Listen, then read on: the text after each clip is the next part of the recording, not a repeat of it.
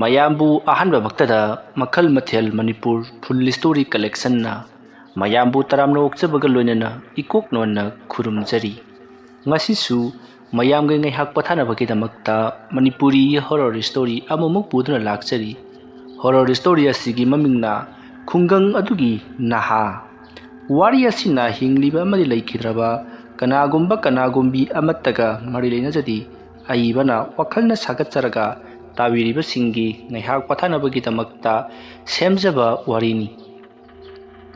ꯍꯧꯖꯤꯛ ꯃꯌꯥꯝꯗ ꯈꯨꯗꯣꯜ ꯇꯝꯖꯔꯤ ꯃꯅꯤꯄꯨꯔꯤ ꯍꯣꯔꯔ ꯁ꯭ꯇꯣꯔꯤ ꯈꯨꯡꯒꯪꯗꯨꯒꯤ ꯅꯍꯥ꯫ ꯑꯌꯨꯛꯀꯤ ꯃꯇꯝꯅꯤ꯫ ꯏꯕꯣꯇꯣꯟꯗꯨ ꯄꯔꯞ ꯃꯄꯥꯟꯗ ꯊꯣꯛꯂꯛꯂꯤ꯫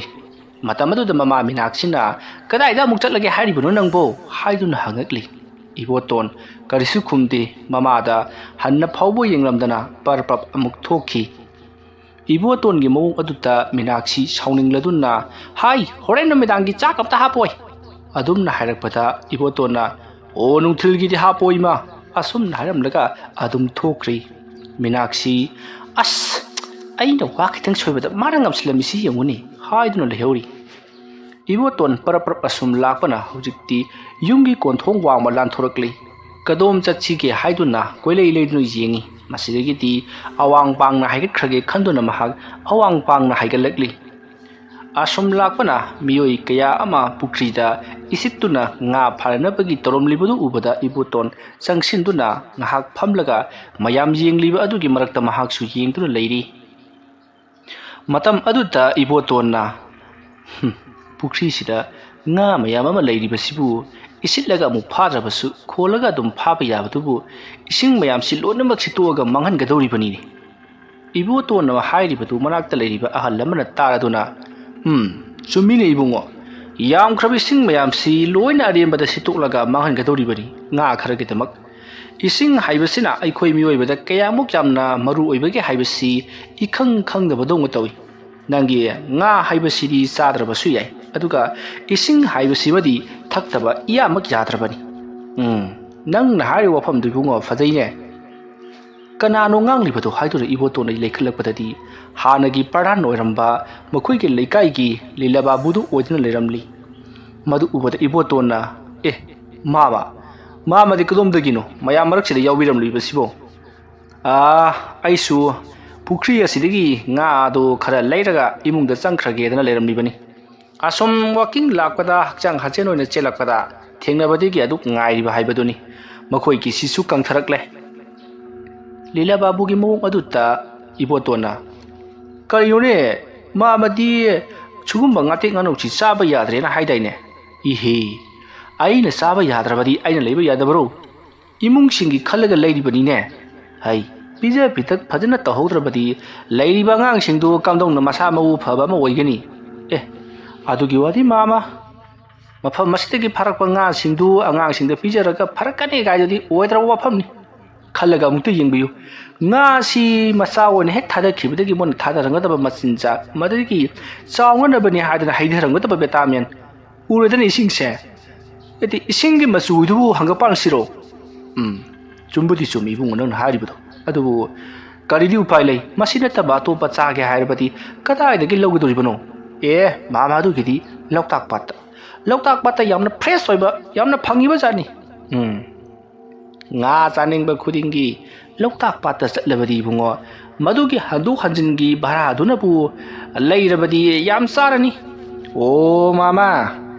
ꯂꯣꯛꯇꯥꯛ ꯄꯥꯠꯇ ꯆꯠꯄꯒꯤ ꯍꯟꯗꯣꯛ ꯍꯟꯖꯤꯟꯒꯤ ꯚꯔꯥꯗꯨ ꯍꯧꯖꯤꯛꯃꯛ ꯇꯤꯡꯗ꯭ꯔꯕꯁꯨ ꯃꯇꯝ ꯑꯃꯗꯗꯤ ꯁꯣꯏꯗꯅ ꯄꯨꯂꯞ ꯊꯤꯒꯗꯧꯔꯤꯕꯅꯤ." "ꯀꯗꯥꯏꯗ ꯊꯤꯒꯗꯧꯔꯤꯕꯅꯤꯅꯦ?" "ꯍꯣꯁꯄꯤꯇꯥꯜꯗ." "ꯏꯕꯣꯇꯣꯟ, ꯅꯪꯒꯤ ꯋꯥꯁꯤ ꯆꯨꯝꯕꯨꯗꯤ ꯆꯨꯝꯃꯦꯕꯨ ꯃꯗꯨ ꯀꯅꯥꯁꯨ ꯈꯪꯅꯗꯦꯅꯦꯍꯦ." ꯏꯕꯣꯇꯣꯟ ꯑꯃꯗꯤ ꯂꯤꯂꯥꯕꯥꯕꯨ ꯁꯥꯟꯅꯔꯤꯕ ꯋꯥꯔꯤ ꯑꯗꯨ ꯃꯅꯥꯛꯇ ꯂꯩꯔꯤꯕ ꯃꯤꯑꯣꯏꯁꯤꯡꯁꯨ ꯂꯣꯏꯅꯃꯛ ꯇꯥꯔꯤꯕꯅꯤ꯫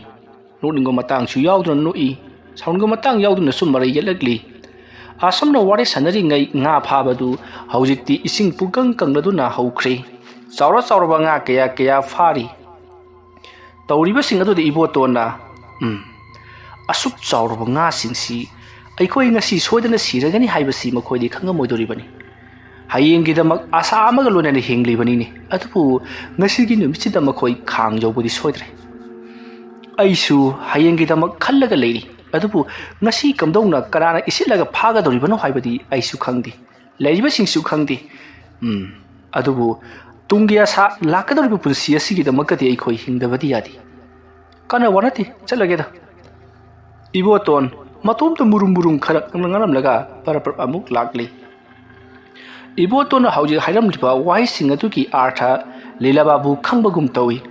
ꯏꯕꯣꯇꯣꯟꯅ ꯆꯠꯈ꯭ꯔꯤꯕꯗꯨꯗ ꯉꯥꯏꯍꯥꯛ ꯌꯦꯡꯂꯒ ꯂꯩꯍꯧꯔꯤ ꯃꯁꯤꯒꯤ ꯃꯇꯨꯡ ꯏꯕꯣꯇꯣꯟ ꯑꯁꯨꯝ ꯂꯥꯛꯄꯅ ꯑꯍꯜ ꯑꯃꯒꯤ ꯃꯅꯥꯛ ꯌꯧꯔꯛꯂꯤ ꯑꯍꯜ ꯑꯗꯨꯒꯤ ꯃꯅꯥꯛꯇ ꯐꯝꯊꯔꯤ ꯑꯍꯜꯗꯣ ꯍꯅꯨꯕꯤꯅꯤ ꯃꯈꯣꯏꯒꯤ ꯂꯩꯀꯥꯏ ꯑꯗꯨꯒꯤ ꯍꯣꯇꯦꯜ ꯐꯝꯕꯤ ꯃꯕꯣꯛꯅꯤ ꯄꯣꯐꯝ ꯐꯝꯗꯨꯅ ꯃꯌꯥꯝꯒꯤ ꯀꯥꯡꯉꯧ ꯕꯣꯔꯥ ꯆꯥ ꯌꯣꯟꯗꯨꯅ ꯂꯩꯔꯤꯕꯅꯤ ꯃꯍꯥꯛꯀꯤ ꯃꯆꯥ ꯃꯃꯧ ꯂꯩꯔꯤꯛ ꯂꯩꯔꯥꯛ ꯊꯟꯅ ꯂꯩ ꯑꯗꯨꯕꯨ ꯃꯍꯥꯛꯅ ꯉꯜꯂꯤꯉꯩ ꯃꯇꯝꯗꯒꯤ ꯍꯧꯅ ꯄꯣꯐꯝ ꯐꯝꯗꯨꯅ ꯃꯆꯥꯁꯤꯡ ꯁꯦꯝꯂꯛꯈꯤꯕꯅ ꯊꯥꯗꯣꯛꯄ ꯉꯝꯗꯦ ꯍꯥꯏꯗꯨꯅ ꯃꯍꯥꯛ ꯌꯨꯝꯗ ꯁꯨꯝ ꯂꯩꯕꯗꯣ ꯍꯩꯅꯗꯦ ꯍꯥꯏꯗꯨꯅ ꯃꯍꯥꯛ ꯍꯥꯇꯦ ꯐꯝꯂꯤꯕꯅꯤ ꯁꯦꯟꯗꯣꯡꯒꯤ ꯋꯥ ꯅꯠꯇꯦ ꯃꯌꯥꯝꯒ ꯄꯨꯟꯕꯗꯣ ꯅꯨꯡꯉꯥꯏꯕꯒꯤꯅꯤ ꯅꯨꯃꯤꯠ ꯈꯨꯗꯤꯡꯒꯤ ꯏꯕꯣꯇꯣꯟ ꯍꯅꯨꯕꯤ ꯑꯗꯨꯒꯤ ꯃꯅꯥꯛꯇ ꯂꯥꯛꯇꯨꯅ ꯄꯨꯟꯁꯤꯒꯤ ꯍꯧꯈ꯭ꯔꯕ ꯋꯥꯔꯤ ꯅꯩꯅꯔꯤꯕꯅꯤ ꯏꯕꯣꯇꯣꯟ ꯇꯞꯅ ꯐꯝꯊꯔꯒ ꯑꯕꯣꯛ ngasi abok si amna kina lerami chadon chawaga lang trik lang thilladana nati kari thabuk laigine abo ai sibu langbra ne iboton ibo haibati phajai haibani da nati abo phagi su phagi ni kadai chake hai no ibok ko hai awang thangi napu madhoki ngasi gi mangani lehun chanba tabani adugi chatluge tawbani o chandon chawaga thilambadu daidi ihe Chandon sibudi aduk namseliba haibaduni nati nang ngasidi khara thiengi kaidore abok as alambida pukhi sitlawe awang na kaigi do adudang hak yengthok dure hana padan oiramba mamalila babu su thingdaraktana wari ngahak tawrure ibo toan ibo ses cha se thous hoibo nate nangbo adumani dum leiba yagadoribro nati ni lekai gi mi sing na nangsi hanuba pakhang haidan langnari basibu nungai bro abo masina bo hela nungai reda yenguni ai khoi gi imanaba mangol jaw du khangidra khangi ne adu kaidoraba adu ibo mahaki nupi le redana adagi macha su le macha nupa handu ngan guli saidana mayana phara ka phubadu ai yawu bodi yawdi bu yengba budi yengi kaya di nungai khidre chumba adu thajan bada nahi wa eta thabjani ibo to nang na tamba pawasima hoi adu ibo aina haijari basi yungni macha nupa du guli sare phatre khanglabadi karino phu jaidana warak ki haidraga mapa amana chongthoraktana ai ki chana guli charami haibigi kari khudam changdam puthorau kakaidana michang changbagi mongdu wa ngangi ne tine ibo adumara tawraga angang du pharakidro yang wakini lebak syam wakini aduh ibungo nang sukara nama nabagi masa adu haibi be yadro abo kali tawurdunda mapana warak traga ai ribo kaino busum khali kari no ne nang na khali phagwa ha nupi thira ke haibro hai nupi gi yamna leikhra ba as abo adu gi wana tera yumda changi mana nupi thiro lambi da chatle hal sinchina nang angang natre asinabu karino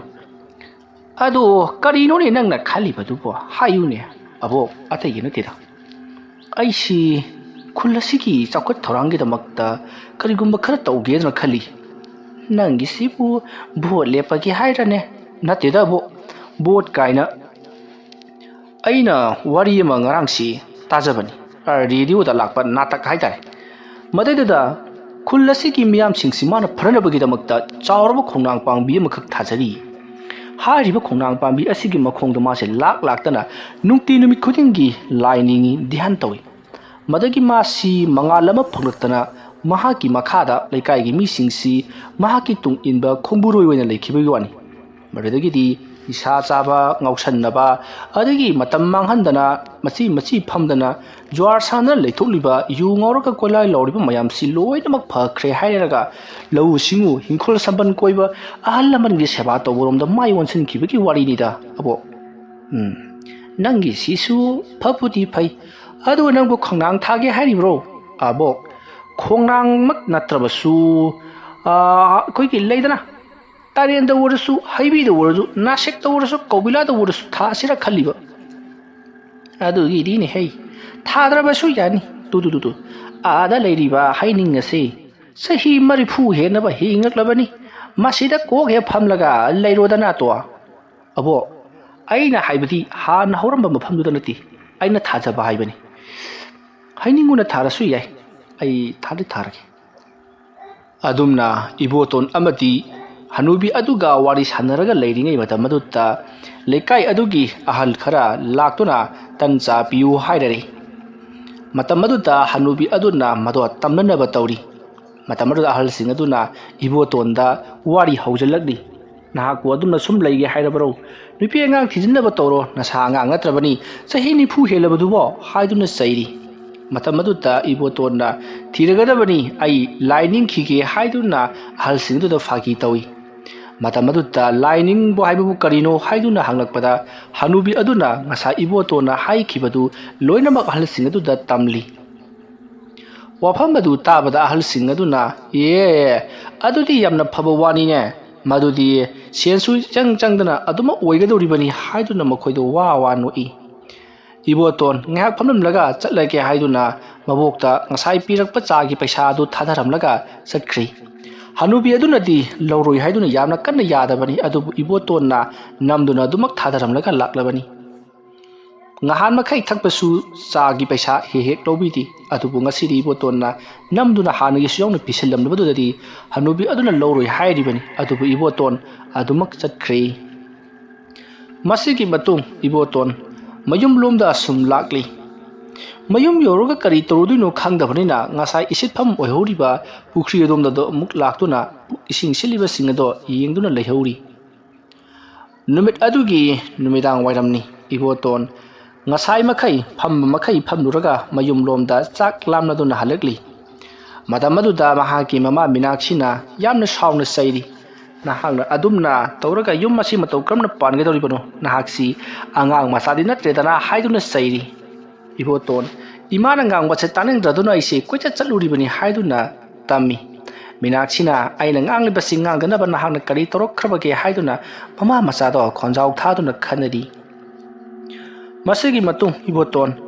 mayumda leibado amu hainaraktraduna chai sing chaba tolaga amuk thorakli minaksina horenu midang lama kanda amu halau haiduna saiduna lehauri masigi matung iboton parapap asum tholakpada ngasai nga phapamda thengnakiba makhoigi hanagi padan noiramba lila babu amuk thengnari matam maduda lila babu na ibotonda ngasai mahangna potpham phambi mabokta hairamba wai singatu hana mahak chu taduna leramli mado atai karisu nati ngasai makhoina ngasai hotel phambi mabuk adugi manakta leramba ahal sing aduna asum lakpada lila babu na nga phabagi yengling aduda changsellaktuna makhoi wari asum sanarakpada iboto na haikiba wahi sing ado makhone su hairaktuna lekai asigi chawkhat tharang kidamakta di iboton su thaurang ama oina yawning bazani haiduna wari sanabaduda yawsan khribani matam aduda lila babu na ibotonda hai nangbu nupi thijinge haitraga laininga leige hairibrane as kadai digi wanoda mama aidi bako laikai asi khalubada tumbagamta yadra poni adu nang laikai asi ki phanna pohonage hairabati nangi nakhada mi mayam mathamba mathau tai nahaksi thauna leiba afaba mi ama oiba tai aduna nang si lekai gi damakta afaba thabak kharadi tawba horone ko kari thabak oirabanu hai lekai gi afaba thabak tawge hairabadi pangalna wahaina masina ngakna su yadaba lei hoi chumi aina matam mangwa makhai chelaga imungdi krana thakpi gani mama to aduni ni iboton nangna haujing nupi 3D basi sel leitabagini natra hoi mani mama sen ga leitabaga aisi ngawda chaturabani nangonda haujik sel lairaba ardagidi nahak power pairani power du lairabadi nahaki nakhada mi laklagani nahana pije pithak torot labadi nangin maikai wanga kaduribani aina tam ahum lak paran oina pairam lipadu nahak maram khangbro khang nibu mama hai mado paisa nani ne aina ne kuina paimalak labadadi talledan tokthokpagi wani kainoda ꯃꯥꯃꯒꯤ ꯋꯥꯐꯝꯁꯤꯕꯨ ꯃꯤꯒꯤꯗꯤ ꯐꯝꯁꯤ ꯆꯥꯎꯔꯝꯕꯗꯒꯤ ꯄꯤꯛꯄ ꯍꯥꯏꯅꯗꯦꯗꯅ ꯍꯥꯏ ꯑꯗꯨꯒ ꯃꯥꯃꯒꯤꯅ ꯆꯥꯎꯔꯝꯕꯗꯒꯤ ꯄꯤꯛꯄꯁꯤ ꯅꯨꯡꯉꯥꯏꯕꯗꯧꯅ ꯍꯩ ꯃꯗꯨꯒꯤ ꯃꯔꯝ ꯂꯩ ꯍꯥꯏꯅꯈꯤꯕ ꯌꯥꯅꯈꯤꯕ ꯑꯃꯒꯤ ꯃꯈꯥ ꯄꯣꯜꯅ ꯊꯕꯛ ꯑꯗꯨ ꯇꯧꯈꯤꯕꯅꯤ ꯍꯥꯏꯅꯈꯤꯕ ꯌꯥꯅꯈꯤꯕ ꯑꯗꯨꯒꯤ ꯅꯤꯌꯣꯝ ꯄꯊꯥꯞꯇ ꯑꯩꯅ ꯆꯠꯈ꯭ꯔꯕꯗꯤ ꯑꯩ ꯑꯁꯤ ꯑꯋꯥꯐꯝꯗ ꯇꯥꯒꯗꯧꯔꯤꯕꯅꯤ ꯑꯩꯗ ꯅꯠꯇꯅ ꯂꯩꯀꯥꯏ ꯈꯨꯜ ꯑꯁꯤ ꯑꯋꯥꯕ ꯅꯪꯒꯗꯧꯔꯤꯕꯅꯤꯅꯦ ꯀꯔꯤꯅꯣꯅꯤ ꯃꯥꯃꯅ ꯍꯥꯏꯅꯈꯤꯕ ꯌꯥꯅꯈꯤꯕ ꯋꯥꯐꯝ ꯍꯥꯏꯕꯁꯤꯕꯨ ꯀꯅꯥꯒ ꯀꯔꯤ ꯌꯥꯅꯈ꯭ꯔꯤꯕꯅꯣ ꯑꯩ ꯍꯥꯏꯒꯦ ꯃꯨꯟꯅ ꯇꯥꯎ ꯅꯈꯣꯏ ꯈꯨꯜꯒꯤ ꯂꯥꯏꯀꯨꯜꯒꯤ ꯑꯁꯣꯝ ꯊꯪꯕ ꯃꯇꯥꯏꯗ ꯍꯥꯟꯅ ꯋꯥꯇꯔ ꯁꯄ꯭ꯂꯥꯏ ꯇꯦꯡꯀꯤ ꯑꯣꯏꯅ ꯇꯧꯔꯝꯕ ꯖꯒꯥ ꯑꯗꯨ ꯅꯍꯥꯛ ꯈꯪꯉꯤꯗꯅ ꯍꯣꯏ ꯈꯪꯉꯤꯅꯤ ꯃꯥꯃ ꯌꯥꯝꯅ ꯇꯝꯅꯩꯌꯦꯗꯅ ꯃꯌꯥꯝ ꯆꯪꯒꯗꯕꯗꯣ ꯁꯝꯕꯜ ꯑꯆꯧꯕ ꯈꯥꯔꯒ ꯊꯝꯕꯗꯣ ꯅꯠꯇ꯭ꯔꯣ ꯃꯥꯅꯤꯅꯦ ꯃꯗꯨꯏꯗꯨꯗ ꯅꯍꯥꯛꯅ ꯊꯧꯖꯥꯜ ꯑꯃꯇꯪ ꯅꯤꯔꯨꯒꯗꯧꯔꯤꯕꯅꯤ ꯃꯗꯨꯒꯤ ꯊꯧꯖꯥꯜꯗꯨ ꯐꯪꯂꯕꯗꯤ ꯅꯍꯥꯛ ꯈ꯭ꯋꯥꯏꯗꯒꯤ ꯄꯩꯁꯥ ꯄꯥꯏꯕ ꯏꯅꯥ ꯀꯩꯔꯥ ꯈꯨꯟꯕ ꯑꯗꯒꯤ ꯅꯪꯅ ꯍꯥꯏꯔꯤꯕ ꯃꯈꯩ ꯃꯤꯅꯁꯨ ꯌꯥꯅꯤꯡꯕ ꯁꯛꯇꯥ ꯃꯩꯗꯥ ꯋꯥꯍꯩ ꯋꯥꯇꯥ ꯆꯦꯟꯕ ꯑꯣꯏꯒꯗꯧꯔꯤꯕꯅꯤꯅꯦ ꯅꯪꯅ ꯄꯥꯝꯂꯤꯕꯁꯤꯡꯗꯣ ꯂꯣꯏꯅꯃꯛ ꯅꯤꯕ ꯌꯥꯒꯗꯧꯔꯤꯕꯅꯤ ꯑꯣ ꯑꯗꯨꯗ ꯂꯥꯛꯀꯗꯧꯔꯤꯕꯁꯤꯕꯨ ꯃꯥꯃ ꯃꯍꯥꯗꯦꯕꯔꯣ ꯅꯠꯇ꯭ꯔꯒꯅ ꯀꯔꯤ ꯂꯥꯏꯅꯣꯕ ꯍꯩ ꯑꯗꯨꯒꯨꯝꯕꯗꯣ ꯅꯠꯇꯦꯅꯦ ꯂꯥꯛꯀꯗꯧꯔꯤꯕꯗꯨꯗꯤ ꯚꯨꯠꯅꯤꯅꯦ ꯀꯔꯤꯕ ꯃꯥꯃ ꯚꯨꯠ ꯍꯣꯏꯅꯦ ꯑꯗꯨꯁꯨꯅꯦ ꯏꯆꯝ ꯆꯝꯕ ꯚꯨꯠ ꯅꯠꯇꯦ ꯍꯥꯠꯀꯤ ꯉꯝꯕ ꯇꯨꯞꯀꯤ ꯉꯝꯕ ꯀꯟꯕꯗꯤ ꯄꯥꯛ ꯍꯦꯛ ꯉꯝꯗꯕ ꯑꯗꯨꯒꯨꯝꯂꯕ ꯚꯨꯠ ꯑꯃꯅꯤ ꯃꯗꯣ ꯅꯍꯥꯛꯅ ꯂꯩꯋꯥ ꯃꯟꯇ꯭ꯔꯅ ꯊꯦꯝꯃꯦ ꯍꯥꯏꯔꯒ ꯅꯪꯅ ꯐꯥꯒꯗꯧꯔꯤꯕꯅꯤ ꯑꯁ ꯃꯥꯃꯒꯤ ꯋꯥꯔꯤꯗꯨꯗꯤ ꯌꯥꯝꯅ ꯂꯨꯏꯗ ꯃꯦꯇ꯭ꯔꯤꯛ ꯄꯔꯤꯈꯥ ꯑꯗꯨꯕꯨ ꯑꯗꯨꯃꯥꯏꯅ ꯂꯨꯔꯝꯒꯗ꯭ꯔꯣ ꯏꯍꯦ ꯑꯩꯅ ꯍꯥꯏꯔꯤꯕꯁꯤ ꯃꯨꯟꯅ ꯇꯥꯎꯅꯦ ꯃꯗꯨꯅ ꯅꯪꯒꯤ ꯄꯨꯟꯁꯤꯗ ꯃꯔꯦꯛ ꯃꯍꯥꯎ ꯊꯣꯛꯅ ꯅꯨꯡꯉꯥꯏꯅ ꯂꯩꯒꯗꯧꯔꯤꯕꯅꯤ ꯂꯩꯀꯥꯏ ꯑꯁꯤꯒꯤ ꯃꯤꯌꯥꯝꯗ ꯍꯪꯉꯨ ꯂꯤꯂꯥꯕꯥꯕꯨ ꯀꯔꯝꯕ ꯃꯤꯅꯣ ꯍꯥꯏꯗꯅ ꯑꯩꯁꯤ ꯀꯔꯝꯅ ꯍꯧꯔꯛꯏ ꯍꯥꯏꯕ ꯍꯪꯉꯨ ꯏꯆꯤꯟ ꯏꯅꯥꯎ 12 ꯃꯗꯨꯒꯤꯁꯨ ꯃꯅꯨꯡꯗ ꯑꯩꯅ ꯈ꯭ꯋꯥꯏꯒꯤ ꯑꯍꯟ ꯑꯣꯏꯔꯤꯕ ꯃꯗꯨꯗꯒꯤꯗꯤ ꯑꯩꯁꯤ ꯏꯃꯨꯡ ꯑꯁꯤꯒꯤ ꯚꯥꯔ ꯄꯣꯔꯛꯄꯗ ꯑꯩꯁꯤ ꯋꯥꯕꯅ ꯈꯝ ꯊꯦꯡꯂꯤꯕꯅꯤꯗꯣ ꯃꯌꯥꯝꯗꯨꯒꯤ ꯆꯥꯅꯅꯕ ꯍꯣꯠꯅꯕꯗ ꯑꯩ ꯑꯃꯗꯤ ꯏꯃꯥ ꯕꯕꯥ ꯑꯩꯈꯣꯏꯁꯤ ꯑꯍꯤꯡ ꯐꯥꯎꯕ ꯇꯨꯝꯗꯕ ꯃꯈꯩ ꯊꯕꯛ ꯁꯨꯈ꯭ꯔꯤꯕꯅꯤ ꯃꯤꯒꯤꯗꯃꯛꯇ ꯏꯅꯥꯎꯁꯤꯡꯗꯨ ꯊꯥꯛꯄ ꯉꯝꯅꯕ ꯍꯣꯠꯅꯔꯛꯄꯗ ꯏꯅ ꯀꯨꯞꯄ ꯊꯥꯏꯅꯒꯤ ꯁꯪꯇꯞ ꯃꯆꯥꯗꯣ ꯏ ꯁꯤꯟꯕ ꯉꯝꯗꯕꯗꯒꯤ ꯑꯩ ꯌꯥꯝꯅ ꯋꯥꯅ ꯂꯦꯜꯂꯛꯈ꯭ꯔꯕ ꯖꯥꯠꯅꯤ ꯅꯣꯡ ꯀꯟꯅ ꯇꯔꯛꯂꯕꯗꯤ ꯈꯨꯔꯨꯐꯤꯁꯤ ꯀꯥꯡꯊꯨꯜ ꯑꯁꯤꯗ ꯑꯁꯨꯝꯅ ꯀꯨꯞꯂꯦ ꯍꯥꯏꯔꯒ ꯀꯥꯡꯊꯨꯜꯒꯤ ꯃꯈꯥꯗ ꯇꯨꯝꯂꯒ ꯂꯦꯜꯂꯛꯂꯤꯕꯅꯤꯅꯦ ꯆꯥꯅꯤꯡꯉꯥꯏ ꯊꯛꯅꯤꯡꯉꯥꯏ ꯂꯩꯇꯗꯅ ꯌꯦꯅꯈꯥ ꯂꯨꯈꯥꯗ ꯅꯨꯃꯤꯗꯥꯡꯗ ꯂꯨꯝꯂꯒ ꯂꯩꯔꯒ ꯃꯤꯅ ꯍꯨꯏꯒꯤ ꯊꯥꯗꯣꯔꯛꯄ ꯆꯥꯛꯇꯣ ꯍꯨꯏꯗꯣ ꯇꯥꯟꯊꯣꯛꯂꯒ ꯆꯥꯔꯒ ꯍꯤꯡꯉꯛꯂꯤꯕꯅꯤ ꯍꯥꯏꯗꯣꯛꯄꯗ ꯏꯀꯥꯏꯕ ꯀꯌꯥꯅꯤ ꯃꯗꯣ ꯍꯧꯖꯤꯛꯇꯤ ꯌꯦꯡꯉꯨ ꯑꯩꯒꯤ ꯌꯨꯝ ꯂꯩꯀꯥꯏ ꯑꯁꯤꯗ ꯑꯩꯒꯤ ꯌꯨꯝ ꯑꯗꯨꯃꯨꯛ ꯋꯥꯡꯅ ꯆꯥꯎꯅ ꯁꯥꯕ ꯉꯝꯕ ꯀꯅꯥ ꯂꯩ ꯃꯗꯨꯒꯤꯁꯨ ꯃꯊꯛꯇ ꯑꯩꯁꯦ ꯇꯥꯝ 2-3 ꯄꯔꯥꯟ ꯑꯣꯏꯅ ꯄꯥꯏꯔꯝꯂꯤꯕꯅꯤ ꯃꯨꯟꯅ ꯋꯥꯈꯜ ꯈꯜꯂꯨ ꯀꯣꯏꯕꯣ ꯃꯔꯦꯛ ꯃꯍꯥꯎ ꯊꯣꯛꯅ ꯍꯤꯡꯒꯦ ꯈꯜꯂꯕꯗꯤ ꯁꯤꯕꯁꯨ ꯀꯤꯗꯕ ꯇꯥꯕꯅꯤ ꯆꯨꯝꯃꯤꯅꯦ ꯃꯥꯃ ꯁꯤꯕ ꯀꯤꯕ ꯃꯤꯗꯤ ꯂꯥꯏꯔꯕ ꯖꯥꯠꯅꯤꯗ ꯍꯣꯏꯅꯦ ꯑꯗꯨꯅꯤꯅꯦ ꯈꯜꯂꯨ ꯑꯗꯨ ꯃꯥꯃꯒꯤꯗꯨꯕꯨ ꯍꯦꯛꯇ ꯆꯠꯂꯒ ꯍꯣ ꯚꯨꯠ ꯅꯪ ꯊꯣꯛꯂꯛꯑꯣ ꯑꯩ ꯅꯪ ꯎꯅꯕ ꯂꯥꯛꯏꯅꯤ ꯀꯥꯏꯅ ꯀꯧꯔꯒ ꯍꯦꯛꯇꯃꯛ ꯂꯥꯛꯀꯗꯕ꯭ꯔꯥ ꯃꯁꯤꯕꯨ ꯀꯃꯥꯏꯅ ꯇꯧꯖꯅꯣ ꯅꯠꯇ꯭ꯔꯒꯅ ꯑꯁꯨꯝ ꯐꯝꯃꯒ ꯂꯩꯔꯒ ꯑꯩꯉꯣꯟꯗ ꯇꯝꯅꯔꯛꯄ ꯚꯨꯠꯇꯨꯗ ꯕꯣꯔꯅꯤ ꯍꯨꯒꯗꯧꯔꯤꯕ꯭ꯔꯣ ꯍꯥꯏ ꯑꯗꯨꯗꯤ ꯀꯗꯥꯏꯗꯒꯤ ꯋꯥꯔꯗꯒꯦ ꯀꯣꯡꯒꯣꯟꯒꯤ ꯄꯤꯇ꯭ꯔꯤꯛ ꯀꯥꯔ ꯁꯤꯗꯧꯔꯤꯕꯅꯤꯕꯣ ꯑꯗꯨ ꯅꯠꯇꯦ ꯂꯩꯋꯥꯅ ꯃꯟꯇ꯭ꯔꯅ ꯀꯧꯊꯣꯛꯀꯗꯧꯔꯤꯕꯅꯤ ꯃꯥꯃꯥ ꯂꯩꯋꯥ ꯃꯟꯇ꯭ꯔ ꯌꯥꯎꯗ꯭ꯔꯁꯨ ꯃꯗꯨꯒꯤ ꯇꯦꯡꯀꯤ ꯃꯔꯛꯇꯨꯗ ꯆꯠꯂꯕꯗꯤ ꯍꯦꯛꯇꯃꯛ ꯊꯦꯡꯅꯩ ꯍꯥꯏ ꯂꯩꯋꯥ ꯃꯟꯇ꯭ꯔꯅ ꯄꯥꯔ ꯀꯩ ꯀꯥꯟꯅꯕꯗꯨꯗ ꯑꯗꯨꯝ ꯆꯪꯁꯜꯂꯒ ꯑꯗꯨꯝ ꯊꯣꯛꯂꯛꯄꯗꯨꯗ ꯍꯥꯏꯔꯒ ꯌꯥꯄꯣꯠꯅꯤ ꯏꯍꯦ ꯃꯗꯨꯗ ꯂꯥꯛꯂꯤꯕꯗꯨꯗꯤ ꯅꯪꯕꯨ ꯍꯥꯠꯀꯦ ꯋꯥꯍꯟꯒꯦ ꯍꯥꯏꯗꯨꯅ ꯂꯥꯛꯄ ꯑꯗꯨꯒ ꯂꯩꯋꯥ ꯃꯟꯇ꯭ꯔꯅ ꯀꯧꯊꯣꯛꯂꯤꯕ ꯑꯁꯤꯅ ꯑꯩꯈꯣꯏꯅ ꯃꯥꯕꯨ ꯎꯅꯅꯤꯡꯕꯒꯤ ꯀꯧꯔꯤꯕ ꯋꯥ ꯑꯃꯒꯤꯗꯃꯛꯇ ꯃꯨꯟꯅ ꯋꯥꯈꯜ ꯈꯜꯂꯨꯅꯦꯕꯣ ꯄꯪꯉꯥꯡꯗ ꯉꯥꯡꯒꯅꯨꯅꯦ ꯍꯣꯏ ꯐꯔꯦꯅꯦ ꯃꯥꯃ ꯑꯗꯣ ꯑꯩ ꯂꯥꯏꯕꯛ ꯌꯦꯡꯂꯒꯦꯅꯦ ꯂꯩꯋꯥ ꯃꯟꯇ꯭ꯔꯗꯨ ꯑꯩꯉꯣꯟꯗ ꯄꯤꯕꯤꯔꯛꯂꯣ ꯑꯗꯨꯗꯨꯒ ꯑꯩ ꯊꯕꯛꯇꯨ ꯄꯥꯡꯊꯣꯛꯆꯔꯒꯦ ꯂꯩꯀꯥꯏ ꯑꯁꯤꯒꯤ ꯐꯅꯅꯕ ꯀꯔꯤꯒꯨꯝꯕ ꯈꯔꯗꯤ ꯑꯩ ꯇꯧꯖꯔꯝꯂꯒꯦ ꯂꯩꯀꯥꯏ ꯈꯨꯡꯒꯪ ꯑꯁꯤꯒꯤ ꯐꯅꯅꯕ ꯍꯣꯠꯅꯕ ꯅꯍꯥ ꯑꯃ ꯍꯥꯏꯕꯗꯨ ꯅꯍꯥꯛ ꯑꯣꯏꯌꯨ ꯂꯩꯋꯥ ꯃꯟꯇ꯭ꯔꯗꯨ ꯂꯝꯕꯤꯗ ꯆꯤꯜꯍꯥꯏ ꯑꯣꯏꯅ ꯍꯥꯏꯕꯗꯤ ꯌꯥꯗꯦ ꯑꯩꯒꯤꯗ ꯍꯣꯔꯦꯟ ꯅꯨꯃꯤꯗꯥꯡ ꯄꯨꯡ 9 ꯇꯥꯕ ꯑꯗꯨꯋꯥꯏꯗ ꯂꯥꯛꯑꯣ ꯑꯗꯨꯗꯨꯒꯅꯦ ꯋꯥꯐꯝꯗꯨ ꯈꯟꯅꯔꯁꯤꯀꯣ ꯑꯗꯨꯒ ꯂꯩꯋꯥꯗꯨ ꯅꯉꯣꯟꯗꯁꯨ ꯄꯤꯔꯒꯦ ꯁꯣꯏꯕꯗꯤ ꯌꯥꯗꯦꯀꯣ ꯍꯣꯏ ꯐꯔꯦ ꯃꯥꯃ ꯑꯗꯨꯗꯤ ꯑꯩ ꯍꯣꯔꯦꯟ ꯄꯨꯡ 9 ꯇꯥꯕ ꯑꯗꯨꯋꯥꯏꯗ ꯂꯥꯛꯆꯔꯒꯦ ꯐꯔꯦ ꯑꯁꯨꯝꯅ ꯍꯥꯏꯅꯔꯕ ꯃꯇꯨꯡꯗ ꯏꯕꯣꯇꯣꯟ ꯄꯔꯞ ꯆꯠꯈ꯭ꯔꯤ ꯃꯇꯝ ꯑꯗꯨꯗ ꯂꯤꯂꯥꯕꯥꯕꯨꯅ ꯈꯜꯂꯤ ꯑꯩꯉꯣꯟꯗ ꯂꯩꯔꯤꯕ ꯐꯠꯇ꯭ꯔꯕ ꯕꯨꯠ ꯑꯁꯤ ꯃꯉꯣꯟꯗ ꯑꯣꯏꯅ ꯄꯤꯊꯣꯛꯈ꯭ꯔꯒꯦ ꯑꯩꯒꯤ ꯎꯁꯤꯟ ꯃꯍꯥꯛꯅ ꯑꯣꯏꯕ ꯍꯥꯏꯕꯗꯨꯅꯤ ꯃꯥꯅꯁꯨ ꯑꯃꯨꯛ ꯃꯁꯤ ꯈꯪꯂꯛꯄ ꯃꯇꯝꯗ ꯑꯇꯣꯞꯄ ꯑꯃꯗ ꯑꯃꯨꯛ ꯃꯔꯥꯏꯅ ꯄꯤꯖꯅꯤ ꯑꯣꯖꯥ ꯑꯃꯥꯏꯕ ꯑꯗꯨꯅ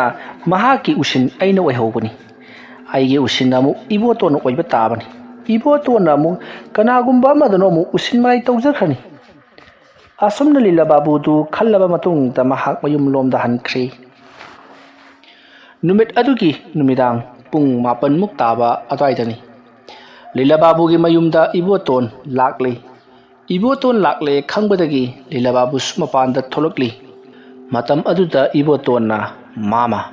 ꯃꯥꯃꯅ ꯍꯥꯏꯕꯤꯕ ꯂꯩꯋꯥ ꯃꯟꯇ꯭ꯔꯗꯨ ꯑꯩꯉꯣꯟꯗ ꯄꯤꯕꯤꯔꯣ ꯑꯩ ꯉꯁꯤ ꯑꯍꯤꯡꯁꯤ ꯍꯦꯛꯇꯃꯛ ꯑꯩ ꯊꯧꯔꯥꯡ ꯇꯧꯖꯔꯒꯦ ꯐꯔꯦ ꯂꯩꯋꯥ ꯃꯟꯇ꯭ꯔ ꯑꯁꯤ ꯌꯥꯝꯅ ꯂꯥꯏꯕꯅꯤ ꯄꯥꯕꯒ ꯍꯦꯛꯇꯃꯛ ꯍꯩꯕꯅꯤꯀꯣ ꯑꯁꯨꯝꯅ ꯍꯥꯏꯔꯒ ꯏꯕꯣꯇꯣꯟꯗ ꯂꯩꯋꯥ ꯃꯟꯇ꯭ꯔꯗꯣ ꯄꯤꯔꯤ ꯑꯗꯨꯒ ꯁꯤꯜꯍꯥꯏ ꯑꯣꯏꯅꯁꯨ ꯈꯔ ꯍꯥꯏꯔꯛꯂꯤ ꯃꯁꯤꯗꯒꯤꯗꯤ ꯏꯕꯣꯇꯣꯟꯅ ꯃꯗꯣ ꯉꯥꯏꯍꯥꯛꯇꯪ ꯑꯗꯨꯗ ꯐꯥꯅꯅꯕꯒꯤꯗꯃꯛꯇ ꯄꯥꯔꯤ ꯌꯥꯝꯅ ꯇꯦꯜꯂꯤ ꯋꯥꯍꯩ 5-10ꯗꯅꯤ ꯑꯗꯨꯅ ꯏꯕꯣꯇꯣꯟꯅ ꯏꯂꯥꯏ ꯂꯥꯏꯅ ꯑꯗꯨꯃꯛ ꯇꯤꯟꯐꯥ ꯄꯨꯕ ꯉꯝꯂꯤ ꯃꯁꯤꯗꯒꯤꯗꯤ ꯏꯕꯣꯇꯣꯟꯅ ꯀꯔꯤ ꯄꯣꯠꯂꯝ ꯆꯩꯔꯝ ꯆꯪꯒꯗꯕꯅꯣ ꯍꯥꯏꯗꯨꯅ ꯍꯪꯉꯤ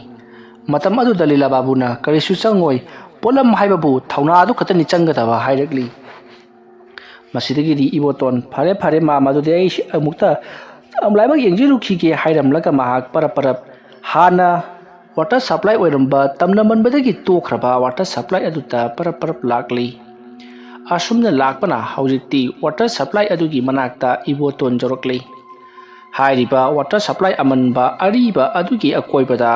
ꯆꯥꯎꯔꯕ ꯋꯥꯁꯤꯡ ꯁꯅꯩꯕꯤ ꯑꯃꯗꯤ ꯎꯇꯪꯅꯆꯤꯡꯕ ꯀꯌꯥ ꯑꯃ ꯁꯧ ꯁꯥꯕ ꯃꯈꯩ ꯍꯧꯔꯤꯕꯅꯤ ꯑꯗꯨꯒ ꯋꯥꯇꯔ ꯁꯄ꯭ꯂꯥꯏ ꯂꯩꯔꯤꯕ ꯑꯗꯨꯒꯤ ꯑꯀꯣꯏꯕꯗꯁꯨ ꯌꯥꯝꯂꯕ ꯑꯃꯗꯤ ꯋꯥꯡꯂꯕ ꯅꯥꯄꯤꯁꯤꯡꯅ ꯌꯥꯝꯅ ꯀꯨꯡꯅ ꯍꯧꯔꯤꯕꯅꯤ ꯅꯥꯄꯤ ꯅꯥꯔꯛ ꯃꯣꯡꯁꯣꯡ ꯑꯗꯨꯗ ꯏꯕꯣꯇꯣꯟ ꯇꯞꯅ ꯑꯁꯨꯝ ꯆꯪꯁꯤꯜꯂꯛꯂꯤ ꯀꯗꯥꯏꯋꯥꯏꯗꯅ ꯍꯦꯟꯅ ꯐꯒꯗꯧꯔꯤꯕꯅꯣ ꯍꯥꯏꯗꯨꯅ ꯉꯥꯏꯍꯥꯛ ꯋꯥꯈꯜ ꯈꯜꯂꯤ ꯑꯁꯨꯝ ꯆꯪꯁꯤꯜꯂꯛꯄꯅ ꯇꯦꯡꯀꯤ ꯑꯆꯧꯕ ꯂꯩꯔꯤꯕꯁꯤꯡ ꯑꯗꯨꯒꯤ ꯃꯊꯛ ꯋꯥꯏꯗ ꯐꯝꯂꯒ ꯑꯣꯏꯅ ꯇꯧꯔꯒꯦ ꯈꯜꯂꯗꯨꯅ ꯇꯦꯡꯀꯤ ꯑꯃꯒꯤ ꯃꯊꯛꯇ ꯃꯍꯥꯛ ꯐꯟ ꯂꯥꯎꯅ ꯆꯣꯡꯈꯠꯂꯛꯇꯨꯅ ꯐꯝꯃꯤ ꯑꯗꯨꯒ ꯃꯍꯥꯛꯅ ꯑꯀꯣꯏꯕꯗꯨꯗ ꯀꯣꯏꯂꯩ ꯂꯩꯗꯨꯅ ꯌꯦꯡꯂꯒ ꯏꯕꯣꯇꯣꯟꯅ ꯉꯁꯥꯏ ꯃꯥꯃ ꯂꯤꯂꯥ ꯕꯥꯕꯨꯅ ꯄꯤꯔꯛꯈꯤꯕ ꯂꯩꯋꯥ ꯃꯟꯇ꯭ꯔ ꯑꯗꯨ ꯕꯔꯦꯡ ꯊꯤꯕ ꯍꯧꯔꯛꯂꯤ ꯑꯗꯨꯝꯅ ꯃꯍꯥꯛꯅ ꯊꯤꯔꯕ ꯐꯥꯎꯕꯗ ꯀꯅꯥꯁꯨ ꯂꯥꯛꯈꯤꯗꯦ ꯏꯕꯣꯇꯣꯟ ꯀꯔꯤꯅꯣ ꯇꯧꯔꯤꯕꯁꯤꯕꯨ ꯃꯥꯃ ꯂꯤꯂꯥ ꯕꯥꯕꯨꯅ ꯑꯩꯉꯣꯟꯗ ꯂꯛꯅꯔꯤꯕ ꯖꯥꯠꯂꯥ ꯍꯥꯏꯗꯨꯅ ꯉꯥꯏꯍꯥꯛ ꯋꯥꯈꯜ ꯈꯜꯂꯤ ꯃꯁꯤꯗꯒꯤꯗꯤ ꯃꯍꯥꯛꯀꯤ ꯂꯩꯋꯥ ꯃꯟꯇ꯭ꯔ ꯑꯗꯨ ꯁꯣꯏꯅꯕ ꯖꯥꯠꯂꯅꯦ ꯍꯥꯏꯗꯨꯅ ꯉꯥꯏꯍꯥꯛ ꯑꯃꯨꯛꯁꯨ ꯌꯦꯡꯉꯤ ꯆꯨꯝꯃꯦꯗ ꯍꯥꯏꯗꯨꯅ ꯑꯃꯨꯛꯁꯨ ꯊꯤꯔꯤ ꯑꯗꯨꯝꯅ ꯐꯅ ꯀꯨꯏꯅ ꯂꯩꯋꯥꯁꯤꯡꯗꯣ ꯊꯤꯔꯛꯂꯕ ꯃꯇꯨꯡꯗ ꯃꯍꯥꯛꯀꯤ ꯃꯇꯨꯡꯂꯣꯝꯗꯒꯤ ꯀꯅꯥꯒꯨꯝꯕ ꯑꯃꯅ ꯍꯩ ꯀꯔꯤꯅꯣ ꯅꯪꯅ ꯑꯩꯕꯨ ꯄꯨꯀꯧꯇ ꯀꯧꯔꯤꯕꯗꯨꯕꯣ ꯍꯥꯏꯗꯨꯅ ꯍꯪꯉꯛꯏ ꯃꯇꯝ ꯑꯗꯨꯗ ꯏꯕꯣꯇꯣꯟꯅ ꯀꯅꯥꯅꯣꯅꯦ ꯃꯥꯡꯗꯗꯤ ꯊꯣꯛꯂꯛꯇ꯭ꯔꯗꯅ ꯇꯨꯡꯂꯣꯝꯗꯒꯤ ꯊꯣꯛꯂꯛꯂꯤꯕꯁꯤꯕꯣ ꯍꯥꯏꯗꯨꯅ ꯐꯠ ꯌꯦꯡꯊꯣꯔꯛꯏ ꯃꯇꯝ ꯑꯗꯨꯗ ꯋꯥꯡꯖꯤꯡ ꯋꯥꯡꯅ ꯃꯨꯁꯤꯟ ꯃꯨꯅ ꯃꯤꯑꯣꯏ ꯑꯃ ꯂꯦꯞꯂꯒ ꯂꯩꯔꯝꯕꯗꯨꯗ ꯏꯕꯣꯇꯣꯟ ꯈꯪꯄ꯭ꯔꯦꯛ ꯈꯪꯗꯨꯅ ꯍꯣꯏ ꯏꯃꯥ ꯍꯥꯏꯗꯨꯅ ꯆꯣꯡꯊꯣꯛꯏ ꯑꯗꯨꯒ ꯃꯍꯥꯛꯅ ꯌꯦꯡꯈꯠꯂꯛꯄ ꯃꯇꯝꯗꯗꯤ ꯏꯋꯥꯡ ꯋꯥꯡꯅ ꯃꯨꯁꯤꯟ ꯃꯨꯅ ꯂꯦꯞꯂꯒ ꯂꯩꯔꯝꯂꯤꯕꯗꯨ ꯎꯕꯗ ꯏꯕꯣꯇꯣꯟ ꯀꯤꯕꯅ ꯂꯣꯏꯔꯤ ꯃꯌꯨꯝ ꯇꯥꯟꯅ ꯆꯦꯟꯈ꯭ꯔꯁꯤꯔꯥ ꯍꯥꯏꯗꯨꯅ ꯈꯜꯂꯤ ꯑꯗꯨꯕꯨ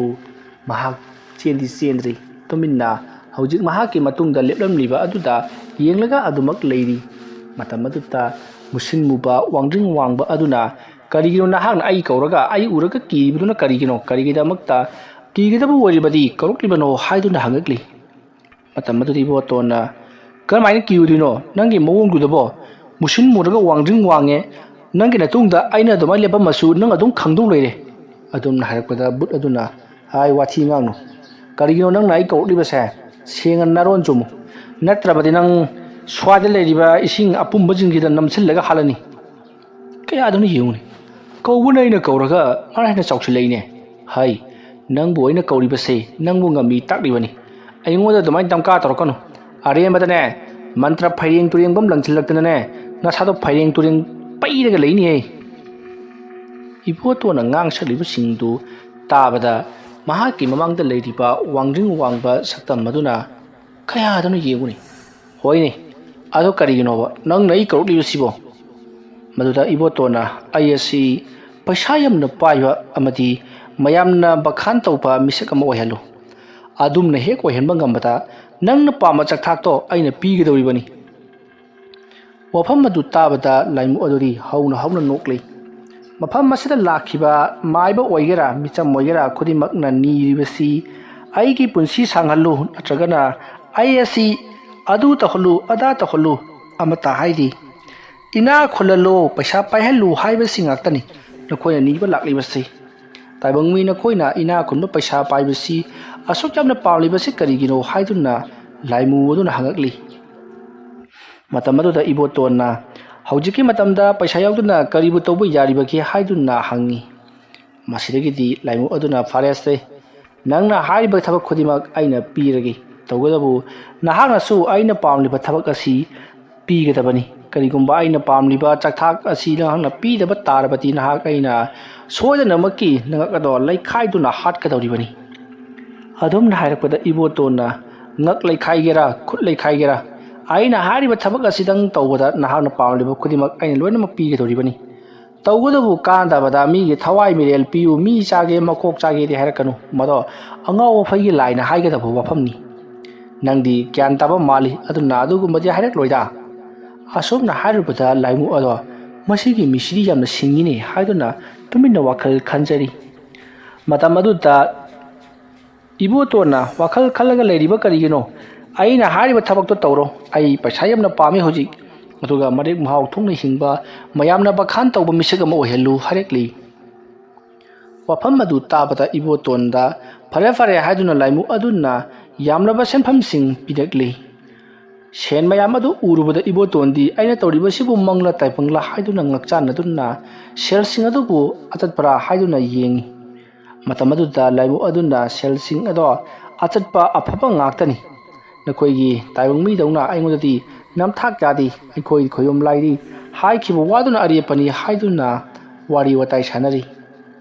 मसिदगिदी इबोतोना फरे फरे अदुदी अइ अमुक चटलगे नहाका थेंगबसे अइ यामना नुंगाइरे हाइरमलगा चटखिगे तौई। मतम अदुदा लाइमु अदुना करी तौबगिनो नहाक नतोमता चलिबा अइदी पुरोइद्रो हाइदुना हंगकली। मतम अदुदा इबोतोना चथो हाइ मीगे लाइगा लेमिनबा याब्रा सेरान तुरान नंगिदी अइना उनिंगा कांदा करोकनी मदुना ट्रि फावबा लाकपा यारोइ। असोमना हाइरमलगा इबोतोन परप परप मयुम लोमदा हनखी।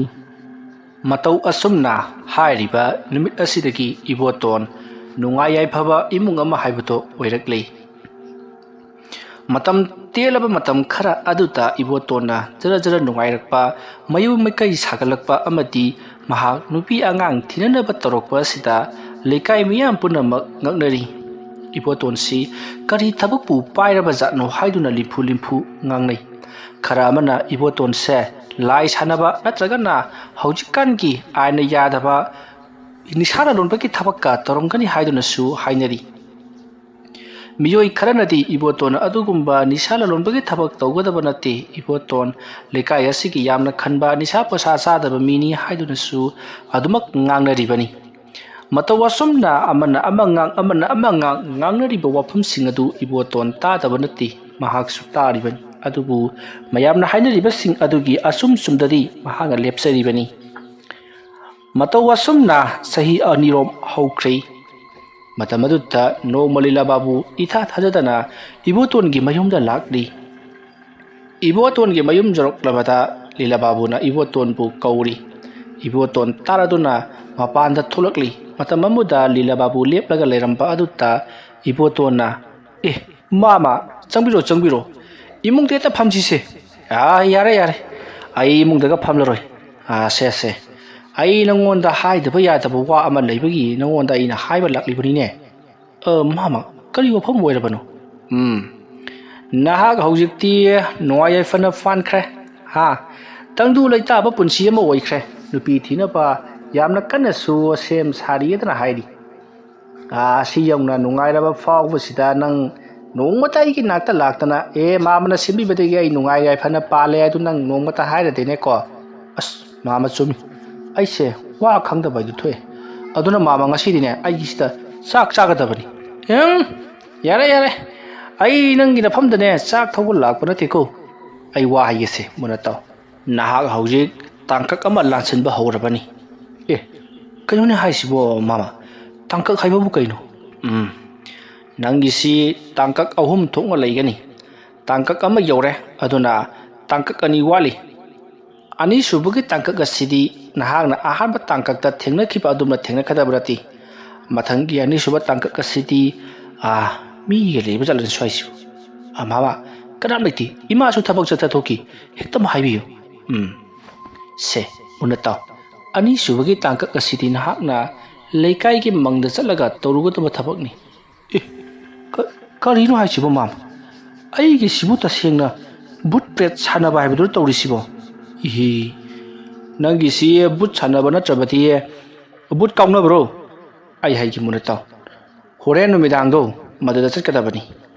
ꯑꯩ ꯃꯗꯨ ꯍꯥꯏꯔꯨꯒꯦ ꯍꯥꯏꯗꯨꯅ ꯂꯥꯛꯂꯤꯕꯅꯤ ꯑꯩꯉꯣꯟꯗ ꯈꯨꯗꯝ ꯄꯤꯔꯛꯏꯅꯦ ꯑꯗꯨꯅꯅꯦ ꯅꯍꯥꯛ ꯑꯩꯅ ꯍꯥꯏꯔꯤꯁꯤ ꯃꯨꯟꯅ ꯇꯥꯎ ꯁꯦ ꯃꯁꯤꯒꯤ ꯆꯦꯖꯦꯠ ꯑꯁꯤꯗ ꯏꯔꯤꯕ ꯂꯩꯋꯥ ꯃꯟꯇ꯭ꯔ ꯑꯁꯤ ꯅꯍꯥꯛꯅ ꯄꯥꯕ ꯍꯦꯛ ꯂꯣꯏꯕꯒ ꯅꯍꯥꯛꯅ ꯁꯦꯒꯥꯏꯔꯒ ꯃꯥꯡꯍꯟꯈꯤꯒꯦꯔꯥ ꯃꯩ ꯊꯥꯗꯣꯛꯀꯦꯔꯥ ꯑꯃ ꯇꯧꯒꯗꯕꯅꯤ ꯃꯤꯅ ꯀꯀꯥꯗꯤ ꯈꯪꯍꯟꯒꯅꯨꯀꯣ ꯏꯕꯣ ꯑꯗꯨꯒ ꯑꯩ ꯋꯥ ꯍꯥꯏꯒꯦ ꯍꯣꯔꯦꯟ ꯑꯍꯤꯡ ꯅꯍꯥꯛꯅ ꯃꯪ ꯑꯗꯨꯗ ꯍꯦꯛ ꯌꯧꯕꯒ ꯅꯍꯥꯛꯅ ꯈꯨꯕꯥꯛ ꯍꯥꯟꯅ ꯈꯨꯒꯗꯕꯅꯤ ꯑꯗꯨꯁꯨ 4ꯔꯛ ꯑꯍꯨꯝꯂꯛ ꯈꯨꯅꯕꯗꯥꯏꯅꯦ ꯏꯍꯦ ꯑꯐꯕ ꯂꯥꯏ ꯇꯥꯏꯅꯕꯗꯨꯕꯨ ꯑꯍꯨꯝꯂꯛ ꯈꯨꯕꯒꯤ ꯋꯥꯅꯤ ꯐꯠꯇꯕ ꯂꯥꯏ ꯇꯥꯏꯅꯕꯗꯨꯕꯨ ꯑꯍꯨꯝꯂꯛ ꯈꯨꯏꯌꯦꯔꯣ ꯃꯁꯤꯗꯤ ꯆꯨꯝꯃꯤ ꯃꯥꯃꯥ ꯃꯈꯥꯗꯤ ꯃꯈꯥ ꯍꯥꯏꯕꯕꯨ ꯅꯍꯥꯛꯅ ꯆꯠꯀꯗꯧꯔꯤꯕ ꯂꯝꯕꯤ ꯑꯗꯨꯒꯤ ꯅꯥꯛ ꯌꯦꯠꯇ ꯁꯦ ꯃꯁꯤꯒꯤ ꯑꯃꯨꯕ ꯍꯪꯒꯥꯝ ꯃꯔꯨꯁꯤ ꯃꯁꯤ ꯅꯪꯅ ꯆꯥꯏꯔꯒ ꯆꯠꯀꯗꯕꯅꯤ ꯃꯗꯨ ꯂꯣꯏꯔꯕ ꯃꯇꯨꯡꯗ ꯂꯩꯀꯥꯏꯒꯤ ꯃꯪ ꯑꯗꯨ ꯍꯦꯛ ꯌꯧꯕꯒ ꯅꯍꯥꯛꯅ ꯂꯩꯋꯥꯁꯤꯡꯁꯤ ꯅꯍꯥꯛꯅ murum ꯁꯣꯜꯂꯒ ꯂꯩꯋꯥꯁꯤ ꯍꯦꯛ ꯂꯣꯏꯕꯒ ꯈꯨꯕꯥꯛ 4ꯔꯛ ꯄ꯭ꯔꯣꯛ ꯈꯨꯒꯗꯕꯅꯤꯀꯣ ꯑꯗꯒꯤꯗꯤ ꯃꯈꯥ ꯇꯥꯕꯗꯤ ꯃꯊꯪ ꯅꯍꯥꯛ ꯑꯗꯨꯝ ꯈꯪꯖꯔꯛꯂꯒꯅꯤ ꯐꯔꯦ ꯃꯥꯃꯥ ꯇꯧꯔꯕ ꯊꯕꯛꯅꯤꯅ ꯇꯧꯕ ꯇꯥꯕꯅꯤ ꯑꯗꯨ ꯁꯣꯏꯅ ꯄꯩꯁꯥ ꯅꯤꯒꯗꯧꯔꯤꯕ꯭ꯔꯣ ꯅꯪꯅ ꯄꯩꯁꯥ ꯅꯤꯒꯦꯔꯥ ꯀꯔꯤ ꯅꯤꯒꯦ ꯑꯗꯨꯗꯤ ꯅꯪꯒꯤ ꯑꯄꯥꯝꯕꯅꯤ ꯑꯗꯨꯕꯨ ꯃꯁꯤꯃꯗꯤ ꯑꯩꯈꯣꯏꯅ ꯍꯥꯏꯗꯣꯛꯄ ꯌꯥꯗꯦ ꯃꯁꯤꯗꯤ ꯅꯍꯥꯛꯀꯤ ꯂꯧꯁꯤꯡꯒꯤ ꯃꯈꯥ ꯄꯣꯜꯂꯦ ꯐꯔꯦ ꯑꯗꯨꯗꯤ ꯑꯩ ꯆꯠꯅꯅꯕ ꯇꯧꯔꯒꯦꯀꯣ ꯃꯥꯃꯥ ꯑꯝꯇ ꯉꯥꯏꯕꯤꯈꯣꯅꯦ ꯀꯩꯗꯧꯔꯒꯦ ꯍꯦ ꯃꯥꯃꯗꯤ ꯀꯔꯤ ꯅꯤꯈꯤꯒꯦ ꯑꯩꯗꯤ ꯄꯩꯁꯥ ꯑꯣꯏꯅ ꯅꯤꯈꯤ ꯐꯔꯦ ꯑꯗꯨꯗꯤ ꯆꯠꯂꯒꯦꯀꯣ ꯍꯣꯏ ꯃꯥꯃꯥ ꯃꯥꯃ ꯂꯤꯂꯥ ꯕꯥꯕꯨꯅ ꯇꯧꯕꯤꯔꯤꯁꯤꯕꯨ ꯀꯔꯤꯅꯣ ꯈꯪꯗ꯭ꯔꯦꯅꯦ ꯑꯩ ꯋꯥꯅꯕ꯭ꯔꯥ ꯑꯩ ꯅꯨꯡꯉꯥꯏꯅꯕ꯭ꯔꯥ ꯈꯪꯗꯦꯅꯦ ꯃꯃꯩꯊꯪꯗ ꯑꯩ ꯁꯤꯗꯅ ꯇꯣꯛꯀꯅꯤꯁꯦ ꯑꯁꯨꯝꯅ ꯈꯜꯂꯒ ꯏꯕꯣꯇꯣꯟ ꯇꯨꯃꯤꯟꯅ ꯑꯗꯨꯃꯛ ꯂꯩꯍꯧꯔꯤ ꯂꯩꯋꯥꯗꯣ ꯃꯍꯥꯛꯅ ꯌꯦꯡꯗꯨꯅ ꯌꯥꯝꯅ ꯀꯟꯅ ꯆꯤꯡꯐꯥ ꯄꯨꯅꯅꯕ ꯍꯣꯠꯅꯔꯤ ꯑꯁꯨꯝꯅ ꯇꯧꯗꯨꯅ ꯆꯤꯡꯐꯥ ꯄꯨꯁꯤꯜꯂꯕ ꯃꯇꯨꯡꯗ ꯑꯍꯤꯡꯒꯤ ꯃꯇꯝ ꯑꯣꯏꯔꯛꯄ ꯉꯥꯏꯗꯨꯅ ꯂꯩꯔꯤ ꯃꯇꯝꯗꯤ ꯑꯁꯨꯝ ꯍꯧꯈꯤꯕꯅ ꯑꯍꯤꯡꯒꯤ ꯃꯇꯝ ꯑꯣꯏꯔꯛꯂꯤ ꯏꯕꯣꯇꯣꯟꯗꯨ ꯃꯍꯥꯛ ꯇꯨꯃꯤꯟꯅ ꯌꯨꯝ ꯑꯗꯨꯗꯒꯤ ꯊꯣꯛꯂꯛꯂꯤ ꯏꯕꯣꯇꯣꯟꯅ ꯊꯣꯛꯈ꯭ꯔꯤꯕꯗꯨ ꯃꯃꯥꯁꯨ ꯈꯪꯍꯧꯗꯦ ꯃꯁꯤꯗꯒꯤꯗꯤ ꯏꯕꯣꯇꯣꯟ ꯉꯁꯥꯏ ꯂꯤꯂꯥꯕꯥꯕꯨꯅ ꯄꯤꯔꯝꯕ ꯍꯪꯒꯥꯝ ꯃꯔꯨꯁꯤꯡ ꯑꯗꯨ ꯂꯝꯕꯤꯒꯤ ꯅꯥꯛ ꯌꯦꯠꯇ ꯆꯥꯏꯔꯗꯨꯅ ꯑꯁꯨꯝ ꯂꯥꯛꯂꯤ ꯑꯁꯨꯝ ꯂꯥꯛꯄꯅ ꯂꯩꯀꯥꯏꯒꯤ ꯃꯪ ꯑꯗꯨ ꯌꯧꯁꯤꯜꯂꯛꯂꯤ ꯃꯪ ꯑꯗꯨ ꯍꯦꯛ ꯌꯧꯕꯒ ꯏꯕꯣꯇꯣꯟꯅ ꯂꯩꯋꯥ ꯑꯗꯣ murum ꯁꯣꯜꯂꯤ ꯑꯁꯨꯝꯅ ꯂꯩꯋꯥ ꯑꯗꯣ murum ꯍꯦꯛ ꯁꯣꯟꯕꯒ ꯃꯍꯥꯛꯀꯤ ꯑꯀꯣꯏꯕꯗ ꯀꯅꯥꯒꯨꯝꯕ ꯑꯃ ꯆꯠꯄꯒꯤ ꯁꯥꯎꯍꯨꯝ ꯐꯪꯏ ꯏꯕꯣꯇꯣꯟ ꯂꯩꯋꯥ ꯑꯗꯣ ꯁꯣꯟꯕ ꯂꯣꯏꯔꯗꯨꯅ ꯈꯨꯕꯥꯛꯇꯣ ꯄ꯭ꯔꯣꯛ 4ꯔꯛ ꯈꯨꯔꯤ ꯑꯗꯨꯝꯅ ꯈꯨꯕꯥꯛ ꯈꯨꯕꯗꯨ ꯍꯦꯛ ꯂꯣꯏꯕꯒ ꯃꯍꯥꯛꯀꯤ ꯍꯦꯛ ꯃꯃꯥꯡꯗ ꯃꯃꯥꯏ ꯃꯃꯤꯠꯇꯣ ꯄꯨꯡꯄꯠ ꯄꯠꯊꯔꯕ ꯀꯣꯌꯦꯠ ꯑꯉꯧꯕ ꯌꯦꯠꯄ ꯑꯗꯨꯒ ꯃꯁꯥꯒꯤ ꯐꯤꯕꯝꯗꯤ ꯃꯌꯥꯡ ꯌꯥꯝꯅ ꯀꯪꯁꯤꯟꯕ ꯃꯃꯥꯏ ꯃꯃꯤꯠꯀꯗꯣ ꯏꯃꯨ ꯃꯨꯁꯟꯕ ꯃꯤꯑꯣꯏ ꯑꯃ ꯂꯦꯞꯂꯔꯤ ꯃꯗꯨ ꯎꯕꯗ ꯏꯕꯣꯇꯣꯟꯗꯤ ꯈꯪꯄ꯭ꯔꯦꯛ ꯈꯪꯗꯨꯅ ꯃꯍꯥꯛꯇꯤ ꯃꯁꯥꯗꯣ ꯆꯦꯟꯈꯩꯕꯒꯨꯝ ꯅꯤꯛꯈ꯭ꯔꯤ ꯏꯕꯣꯇꯣꯟꯅ ꯅꯪ ꯀꯅꯥꯅꯣ ꯍꯥꯏꯗꯨꯅ ꯍꯪꯉꯤ ꯃꯇꯝ ꯑꯗꯨꯗ ꯏꯕꯣꯇꯣꯟꯒꯤ ꯃꯃꯥꯡꯗ ꯂꯦꯞꯂꯤꯕ ꯑꯗꯨꯅ ꯍꯧꯅ ꯅꯣꯛꯂꯒ ꯅꯍꯥꯛꯅ ꯑꯩꯕꯨꯁꯨ ꯎꯅꯁꯤ ꯂꯥꯛꯑꯣ ꯍꯥꯏꯗꯨꯅ ꯀꯧꯊꯣꯛꯂꯒ ꯑꯩ ꯎꯔꯒ ꯀꯔꯤꯒꯤ ꯀꯤꯔꯤꯕꯅꯣ ꯍꯥꯏꯗꯨꯅ ꯍꯪꯉꯛꯂꯤ ꯃꯇꯝ ꯑꯗꯨꯗ ꯏꯕꯣꯇꯣꯟ ꯋꯥꯈꯜ ꯇꯔꯛꯂꯗꯨꯅ ꯑꯩ ꯈꯪꯉꯤ ꯅꯍꯥꯛꯁꯤ ꯚꯨꯠꯅꯤꯅꯦꯀꯣ ꯅꯪꯕꯨ ꯑꯩꯅ ꯀꯧꯔꯤꯕꯁꯤ ꯑꯇꯩꯒꯤ ꯑꯃꯠꯇ ꯅꯠꯇꯦ ꯑꯩ ꯍꯧꯖꯤꯛ ꯑꯋꯥꯕ ꯇꯥꯔꯦ ꯃꯗꯨ ꯅꯍꯥꯛꯅ ꯀꯣꯛꯍꯟꯅꯕꯒꯤꯗꯃꯛꯇ ꯁꯤꯟꯒꯗꯕꯅꯤ ꯑꯗꯨꯝꯅ ꯍꯥꯏꯔꯛꯄꯗ ꯏꯕꯣꯇꯣꯟꯒꯤ ꯃꯃꯥꯡꯗ ꯂꯦꯞꯂꯤꯕ ꯃꯪꯗꯒꯤ ꯊꯣꯛꯂꯛꯄ ꯂꯥꯏꯃꯨꯛ ꯑꯗꯨꯅ ꯀꯔꯤ ꯋꯥꯐꯝꯅꯣ ꯀꯔꯤ ꯑꯋꯥꯕꯅꯣ ꯍꯥꯏꯗꯨꯅ ꯍꯪꯉꯛꯂꯤ ꯃꯇꯝ ꯑꯗꯨꯗ ꯏꯕꯣꯇꯣꯟꯅ ꯑꯩꯅ ꯉꯁꯤꯗꯒꯤ ꯆꯍꯤ ꯈꯔꯒꯤ ꯃꯃꯥꯡꯗ ꯂꯥꯏꯃꯨꯛ ꯑꯃꯕꯨ ꯀꯧꯊꯣꯛꯇꯨꯅ ꯃꯉꯣꯟꯗꯒꯤ ꯌꯥꯝꯂꯕ ꯁꯦꯟꯐꯝꯁꯤꯡ ꯂꯧꯔꯨꯔꯦ ꯃꯔꯝ ꯑꯁꯤꯅꯔ ꯈꯪꯗꯦ ꯍꯟꯗꯛ ꯃꯔꯛꯇꯤ ꯃꯪ ꯍꯥꯁꯨ ꯀꯌꯥ ꯅꯨꯡꯉꯥꯏꯇꯦ tumpham chafam khangti phajupna namsilakpa mon namduna hatke torokpa amati khawri asida kanagumna mesilakpagumba hektamak tori mapalipal thoklabasu kanagumba amana aibu lumduna yengbugum aigi sada phawre masi punamak koknabagidamakta nahakna laikhai tawgadabani iwoton gi wafam adu tabata mamangda lepliba laim aduna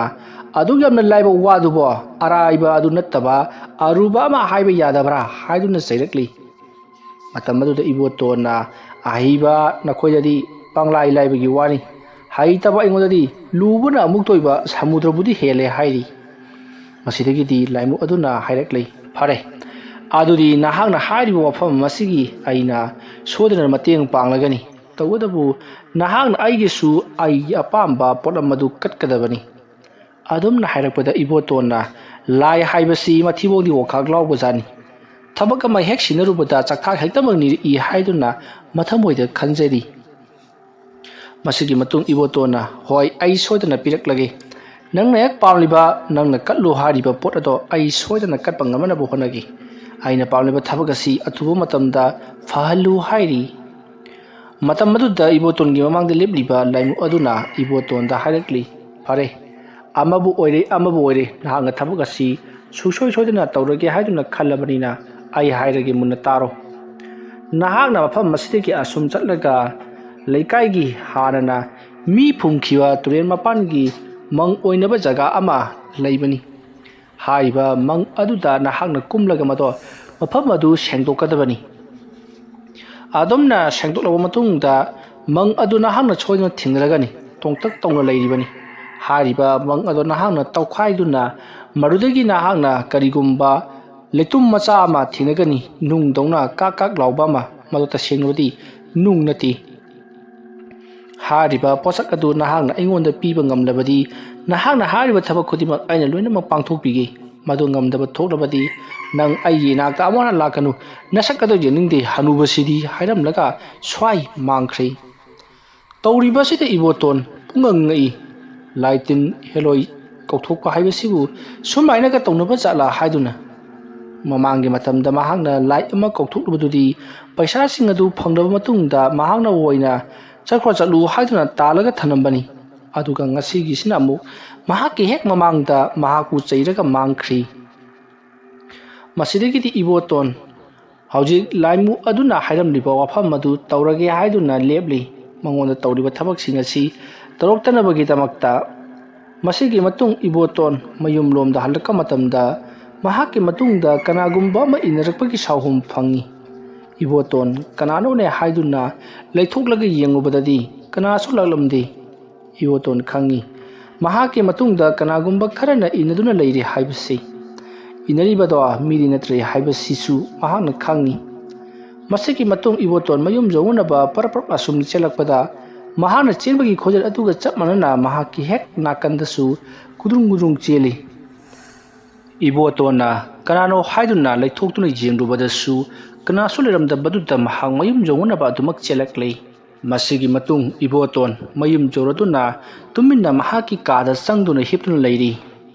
tanja adumaktada ibotongi manakta kanagumba ma changsilakpagum sahum phongbadagi phatlai thoktuna hinglui adubu kanasu leite iboton khangli mahaki kasida mahana sanururiba but ado lakle haibasi mana sanururiba but adura natragana mahana ngasai sanururiba kauthuluriba but adura khangtre haiduna mahana wakhal khanjun leiringai mahaki ka aduta parap kanagumba ma changsilai ibotona hera tumpham masayam khangandaba haiduna mahangna mana khangliba mon ado langthoke tawbadati mama awoduna leramlei mamana kadaidagi chaluribano haiduna hangakli matamadu da ibotona mapal thoklubani haiduna khumi adubu mamana mapal thokubu adu kuibra haiduna hanglakpada iboton astumninga kansida hairamnaga mahak tuminna tumba sakhi mama minakshi su masi angang sidi hairamnaga tumak thokri mathangi numitni iboton kari tawsige haiduna mahak khanjanari laimu aduna ngarang hairamba du tawsira haiduna su mahak wakhal chajat kaya ma khallibani tawraga na kari torokpa haiduna asumna wakhal khanba yaba khallabagi tungda ꯃꯥꯒꯤ ꯃꯥꯃ ꯂꯤꯂꯥꯕꯥꯕꯨꯒꯤ ꯃꯅꯥꯛꯇ ꯂꯥꯛꯇꯨꯅ ꯉꯔꯥꯡ ꯃꯍꯥꯛꯅ ꯊꯦꯡꯅꯈꯤꯕꯁꯤꯡ ꯑꯗꯨ ꯇꯝꯂꯤ꯫ ꯋꯥꯐꯝ ꯑꯗꯨ ꯇꯥꯕꯗ ꯂꯤꯂꯥꯕꯥꯕꯨꯅ "ꯅꯪꯒꯤꯁꯤꯗꯤ ꯑꯩꯒ ꯏꯃꯥꯟ ꯃꯥꯟꯅꯗꯦ, ꯑꯩꯒꯤꯅ ꯄꯩꯁꯥ ꯑꯣꯏꯅ ꯄꯤꯌꯨ" ꯍꯥꯏꯗꯨꯅ ꯅꯤꯈꯤꯕꯅꯤ꯫ ꯃꯔꯝ ꯑꯗꯨꯅ ꯄꯩꯁꯥ ꯑꯣꯏꯅ ꯄꯤꯔꯛꯈꯤꯕꯅꯤ꯫ "ꯅꯪꯒꯤꯅ ꯅꯪꯅ ꯄꯥꯝꯂꯤꯕ ꯂꯣꯏꯁꯤꯟꯕ ꯑꯗꯨ ꯀꯝꯗꯧꯅ ꯂꯣꯏꯁꯤꯟꯒꯗꯒꯦ ꯍꯥꯏꯗꯨꯅ ꯍꯪꯂꯨꯔꯕꯅꯤꯅ ꯑꯩꯉꯣꯟꯗ ꯇꯧꯈꯤꯕ ꯑꯗꯨꯒꯗꯤ ꯇꯥꯏꯑꯣꯟꯅꯔꯦ꯫ ꯑꯩꯉꯣꯟꯗꯗꯤ ꯃꯪ ꯑꯗꯨꯗꯒꯤ ꯄꯣꯠ ꯑꯗꯨ ꯀꯣꯊꯣꯛꯂꯒ ꯄꯤꯔꯛꯎ ꯍꯥꯏꯕꯁꯨ ꯍꯥꯏꯔꯛꯈꯤꯗꯦ꯫ ꯑꯩꯒꯤꯗꯤ ꯄꯩꯁꯥ ꯑꯗꯨ ꯄꯨꯔꯒ ꯂꯥꯛꯈꯤꯕꯗꯨꯅ ꯂꯣꯏꯁꯤꯟꯅꯈꯤꯕꯅꯤ꯫ ꯅꯪꯒꯤꯗꯤ ꯃꯈꯥ ꯀꯩꯗꯧꯒꯗꯕꯅꯣ ꯍꯥꯏꯕ ꯑꯩꯁꯨ ꯈꯪꯗ꯭ꯔꯦ꯫ ꯑꯗꯨꯅ ꯂꯥꯏꯃꯨꯛ ꯑꯗꯨꯅ ꯇꯧ ꯍꯥꯏꯕ ꯊꯕꯛꯁꯤꯡꯗꯨ ꯑꯣꯏꯅ ꯇꯧꯔꯒ ꯈꯔ ꯌꯦꯡꯉꯣ" ꯍꯥꯏꯗꯨꯅ ꯈꯨꯝꯂꯛꯈꯤ꯫ ꯏꯕꯣꯇꯣꯟ ꯈꯔ ꯐꯒꯗ꯭ꯔꯥ ꯍꯥꯏꯗꯨꯅ ꯇꯧꯔꯨꯕ ꯊꯕꯛ ꯑꯗꯨ ꯃꯊꯥ ꯁꯥꯅꯕ ꯑꯣꯏꯔꯦ꯫ ꯃꯁꯤꯒꯤ ꯃꯇꯨꯡꯗꯒꯤꯗꯤ ꯏꯕꯣꯇꯣꯟ ꯃꯌꯨꯝꯂꯣꯝꯗ ꯑꯃꯨꯛ ꯍꯜꯂꯛꯇꯨꯅ ꯅꯨꯃꯤꯠ ꯇꯥꯔꯛꯄ ꯉꯥꯏꯗꯨꯅ ꯂꯩꯈꯤ꯫ ꯅꯨꯃꯤꯠ ꯇꯥꯔꯛꯂꯕ ꯑꯗꯨꯗ ꯏꯕꯣꯇꯣꯟ ꯃꯪ ꯇꯧꯅꯕꯒꯤꯗꯃꯛꯇ ꯌꯣꯄꯥꯛ ꯊꯥꯡꯖꯧꯁꯤꯡ ꯁꯦꯝ ꯁꯥꯕ ꯂꯣꯏꯈ꯭ꯔꯦ꯫ ꯑꯁꯨꯝꯅ ꯁꯦꯝ ꯁꯥꯕ ꯄꯨꯡꯂꯣꯏ ꯂꯣꯏꯔꯛꯂꯗꯨꯅ ꯃꯍꯥꯛꯅ ꯊꯧꯔꯥꯡ ꯇꯧꯕ ꯂꯣꯏꯁꯤꯜꯂꯛꯄꯗꯗꯤ ꯑꯍꯤꯡꯒꯤ ꯄꯨꯡ 12 ꯇꯥꯁꯤꯜꯂꯛꯂꯕꯗ ꯏꯕꯣꯇꯣꯟ ꯄꯔꯞ ꯊꯣꯛꯈꯤ꯫ ꯉꯁꯤꯗꯤ ꯏꯕꯣꯇꯣꯟꯅ ꯊꯣꯛꯈꯤꯕꯗꯨ ꯃꯃꯥ ꯃꯤꯅꯥꯛꯁꯤ ꯀꯔꯤ ꯑꯃꯠꯇ ꯈꯪꯍꯧꯗ꯭ꯔꯤ꯫ ꯃꯔꯝꯗꯤ ꯃꯍꯥꯛꯅ ꯍꯥꯟꯅ ꯅꯨꯃꯤꯗꯥꯡ ꯋꯥꯏꯔꯝ ꯃꯄꯥꯟ ꯊꯣꯛꯄ ꯁꯥꯔꯒ ꯊꯣꯡ ꯑꯗꯨ ꯍꯥꯡꯗꯣꯛꯇꯨꯅ ꯊꯝꯈꯤꯕꯅꯅꯤ꯫ ꯃꯁꯤꯗꯒꯤꯗꯤ ꯏꯕꯣꯇꯣꯟ ꯄꯔꯞ ꯑꯃꯨꯛ ꯂꯥꯛꯇꯨꯅ ꯃꯈꯣꯏꯒꯤ ꯂꯩꯀꯥꯏꯒꯤ ꯃꯪ ꯑꯗꯨꯒꯤ ꯃꯅꯥꯛꯇ ꯂꯥꯛꯂꯤ꯫ ꯃꯪ ꯑꯗꯨꯒꯤ ꯃꯅꯥꯛꯇꯒꯤ ꯈꯔ ꯆꯠꯂꯒ ꯊꯥꯏꯅꯅ ꯃꯪ ꯑꯣꯏꯔꯝꯕ ꯖꯒꯥ ꯑꯃ ꯂꯩꯕ ꯑꯗꯨꯗ ꯉꯔꯥꯡ ꯂꯥꯏ ꯑꯗꯨꯅ ꯕꯨꯠ ꯑꯗꯨꯅ ꯍꯥꯏꯔꯝꯕ ꯖꯒꯥ ꯑꯗꯨꯗ ꯂꯥꯛꯇꯨꯅ ꯃꯍꯥꯛꯅ ꯀꯣꯏꯂꯩ ꯂꯩꯗꯨꯅ ꯊꯤꯔꯛꯂꯤ꯫ ꯁꯣꯡꯖꯜꯂꯕ ꯅꯥꯄꯤꯁꯤꯡ ꯑꯗꯨ ꯍꯥꯏꯗꯠꯇꯨꯅ ꯃꯍꯥꯛꯅ ꯑꯁꯨꯝ ꯊꯤꯔꯛꯄꯗ ꯍꯧꯖꯤꯛꯇꯤ ꯃꯍꯥꯛꯅ ꯃꯐꯝ ꯑꯗꯨ ꯊꯦꯡꯅꯔꯤ꯫ ꯊꯦꯡꯅꯔꯤꯕꯁꯤꯁꯨ ꯄꯨꯡ 3ꯒꯤ ꯃꯇꯨꯡꯗꯅꯤ꯫ ꯃꯁꯤꯗꯒꯤꯗꯤ ꯏꯕꯣꯇꯣꯟꯅ ꯃꯗꯨ ꯇꯧꯈꯥꯏꯕ ꯌꯥꯕ ꯇꯧꯈꯥꯏꯔꯤꯉꯩ ꯇꯥꯟꯖꯥ ꯑꯗꯨꯃꯛꯀꯗ ꯂꯩꯀꯥꯏ ꯑꯗꯨꯒꯤ ꯃꯤꯑꯣꯏ ꯑꯃ ꯊꯦꯡꯅꯔꯤ꯫ ꯃꯤꯑꯣꯏ ꯑꯗꯨꯅ "ꯀꯅꯥꯅꯣ ꯑꯥꯗ ꯂꯥꯇꯦꯜ ꯑꯃ ꯄꯥꯏꯔꯒ ꯀꯔꯤꯅꯣꯃ ꯇꯧꯔꯤꯕꯁꯤꯕꯨ" ꯍꯥꯏꯗꯨꯅ ꯆꯪꯁꯤꯜꯂꯛꯄꯗ ꯏꯕꯣꯇꯣꯟꯅ ꯃꯤꯒꯤ ꯍꯥꯟꯅ ꯇꯧꯈꯥꯏꯗꯨꯅ ꯐꯨꯝꯈ꯭ꯔꯕ ꯃꯪ ꯑꯃ ꯇꯧꯔꯒ ꯂꯩꯔꯝꯕꯗꯨ ꯎꯕꯗ ꯅꯤꯄꯥ ꯑꯗꯨꯅ "ꯃꯁꯤꯗꯤ ꯃꯑꯣꯡ ꯑꯃꯅꯤ, ꯂꯩꯀꯥꯏꯗ ꯄꯥꯎ ꯄꯤꯔꯨꯈꯤꯒꯦ" ꯈꯟꯗꯨꯅ ꯂꯩꯀꯥꯏꯗ ꯄꯥꯎ ꯄꯤꯔꯨꯔꯦ꯫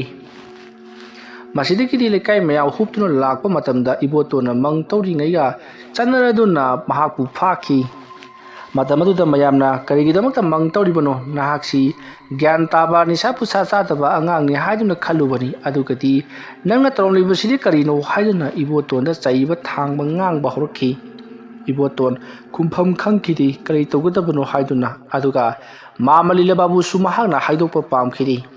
ꯃꯇꯝ ꯑꯗꯨꯗ ꯏꯕꯣꯇꯣꯟꯅ "ꯑꯩ ꯑꯁꯦ ꯀꯃꯥꯏꯅ ꯇꯧꯔꯤꯅꯣ ꯈꯪꯗꯦ, ꯏꯁꯥ ꯈꯪꯗꯅ ꯃꯐꯝ ꯑꯁꯤꯗ ꯂꯥꯛꯂꯒ ꯑꯩꯅ ꯇꯧꯔꯝꯂꯤꯕꯁꯤꯅꯤ" ꯍꯥꯏꯗꯨꯅ ꯈꯨꯝꯃꯤ꯫ ꯇꯧꯔꯤꯕꯁꯤꯗ ꯃꯌꯥꯝꯅ ꯊꯥꯖꯔꯝꯗꯦ꯫ ꯃꯔꯝꯗꯤ ꯍꯟꯗꯛ ꯏꯕꯣꯇꯣꯟꯅ ꯍꯥꯟꯅꯒ ꯃꯥꯟꯅꯗꯕ ꯃꯑꯣꯡꯗ ꯅꯨꯡꯉꯥꯏꯈꯠꯂꯛꯂꯤꯕ ꯑꯁꯤꯗꯤ ꯁꯨꯃꯥꯏꯅ ꯃꯪ ꯇꯧꯔꯒ ꯂꯥꯏ ꯁꯥꯟꯅꯔꯒ ꯃꯗꯨꯗꯒꯤ ꯃꯍꯥꯛꯅ ꯄꯩꯁꯥ ꯂꯧꯊꯣꯛꯂꯒ ꯃꯗꯨꯗꯒꯤ ꯁꯥꯔꯛꯄ ꯌꯨꯝ ꯏꯪꯈꯣꯜ ꯂꯩꯁꯟꯕ ꯑꯣꯏꯔꯦꯀꯣ ꯍꯥꯏꯗꯨꯅ ꯃꯌꯥꯝꯅ ꯃꯍꯥꯛꯄꯨ ꯐꯨꯕ ꯆꯩꯕ ꯍꯧꯔꯛꯂꯦ꯫ "ꯑꯁꯦꯡꯕꯗꯨ ꯍꯥꯏꯌꯨ, ꯅꯠꯇ꯭ꯔꯕꯗꯤ ꯅꯍꯥꯛ ꯁꯣꯏꯗꯅ ꯁꯤꯔꯒꯅꯤ" ꯍꯥꯏꯗꯨꯅ꯫ ꯃꯇꯝ ꯑꯗꯨꯗ ꯏꯕꯣꯇꯣꯟꯁꯨ ꯎꯄꯥꯏ ꯂꯩꯇ꯭ꯔꯕꯗꯨꯗꯗꯤ ꯃꯍꯥꯛ ꯕꯨꯠ ꯁꯥꯟꯅꯩ꯫ ꯕꯨꯠ ꯑꯗꯣ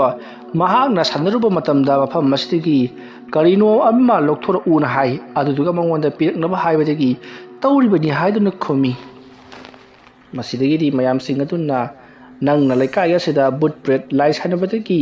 ꯃꯤꯑꯣꯏ ꯃꯊꯪ ꯁꯤꯗꯅ ꯃꯪ ꯑꯁꯤꯗ ꯂꯧꯔꯤꯕꯁꯤ ꯅꯍꯥꯛ ꯈꯪꯗꯕ꯭ꯔꯥ?" ꯍꯥꯏꯗꯨꯅ ꯃꯍꯥꯛꯄꯨ ꯐꯨꯊꯕ ꯍꯧꯔꯛꯈꯤ꯫ ꯑꯃꯗ ꯉꯥꯡꯉꯦ ꯐꯨ, ꯑꯃꯗ ꯉꯥꯡꯉꯦ ꯐꯨ, ꯈꯨꯝꯐꯝ ꯈꯪꯗ꯭ꯔꯕ ꯏꯕꯣꯇꯣꯟ ꯀꯔꯤ ꯇꯧꯁꯤꯒꯦ ꯍꯥꯏꯗꯨꯅ ꯈꯜꯂꯒ ꯑꯗꯨꯃꯛ ꯂꯩꯔꯤꯉꯩ ꯂꯤꯂꯥꯕꯥꯕꯨꯁꯨ ꯂꯥꯛꯂꯦ꯫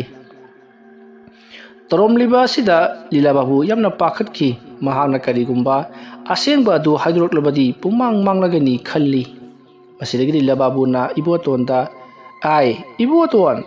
ꯅꯪꯗꯤ ꯀꯩꯗꯧꯔꯤꯕꯁꯤꯗ ꯍꯥ?" ꯑꯁꯨꯝꯅ ꯍꯥꯏꯔꯒ ꯆꯩꯁꯤꯟꯅꯔꯤ ꯑꯃꯗꯤ ꯉꯥꯡꯁꯤꯟꯅꯗꯨꯅ ꯐꯨꯖꯤꯟꯅꯔꯤ꯫ ꯃꯁꯤꯗꯒꯤꯗꯤ ꯂꯤꯂꯥꯕꯥꯕꯨꯒꯤ ꯂꯩꯔꯤꯕ ꯃꯤꯁꯤꯡ, ꯃꯍꯥꯛꯀꯤꯁꯨ ꯂꯩꯀꯥꯏ ꯑꯗꯨꯗ ꯃꯍꯥꯛꯄꯨ ꯌꯥꯕ ꯃꯤꯁꯤꯡ ꯂꯩꯔꯤꯕꯁꯤꯡ ꯑꯗꯨꯗ ꯃꯍꯥꯛꯅ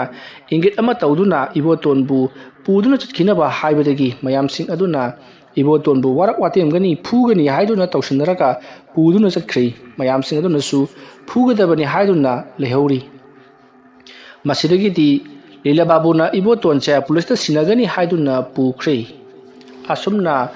ꯂꯤꯂꯥꯕꯥꯕꯨꯅ ꯏꯕꯣꯇꯣꯟꯕꯨ ꯄꯨꯂꯤꯁꯇ ꯁꯤꯟꯅꯒꯅꯤ ꯍꯥꯏꯗꯨꯅ ꯄꯨꯈ꯭ꯔꯤꯕꯗꯨ ꯃꯌꯥꯝꯁꯨ ꯌꯦꯡꯗꯨꯅ ꯂꯩꯅꯍꯧꯔꯤ꯫ ꯃꯁꯤꯗꯒꯤꯗꯤ ꯏꯕꯣꯇꯣꯟꯅ ꯂꯤꯂꯥꯕꯥꯕꯨꯗ "ꯉꯁꯤ ꯑꯩꯉꯣꯟꯗ ꯊꯣꯛꯂꯤꯕ ꯊꯧꯗꯣꯛꯁꯦ ꯀꯔꯤꯅꯣ ꯍꯥꯏꯕ ꯑꯩ ꯈꯪꯗ꯭ꯔꯤ꯫ ꯑꯁꯨꯝꯅ ꯊꯣꯛꯂꯛꯀꯅꯤ ꯍꯥꯏꯕꯗꯤ ꯑꯩꯗꯤ ꯃꯪꯗ ꯐꯥꯎꯕ ꯃꯪꯂꯨꯗꯦ" ꯍꯥꯏꯗꯨꯅ ꯇꯝꯃꯤ꯫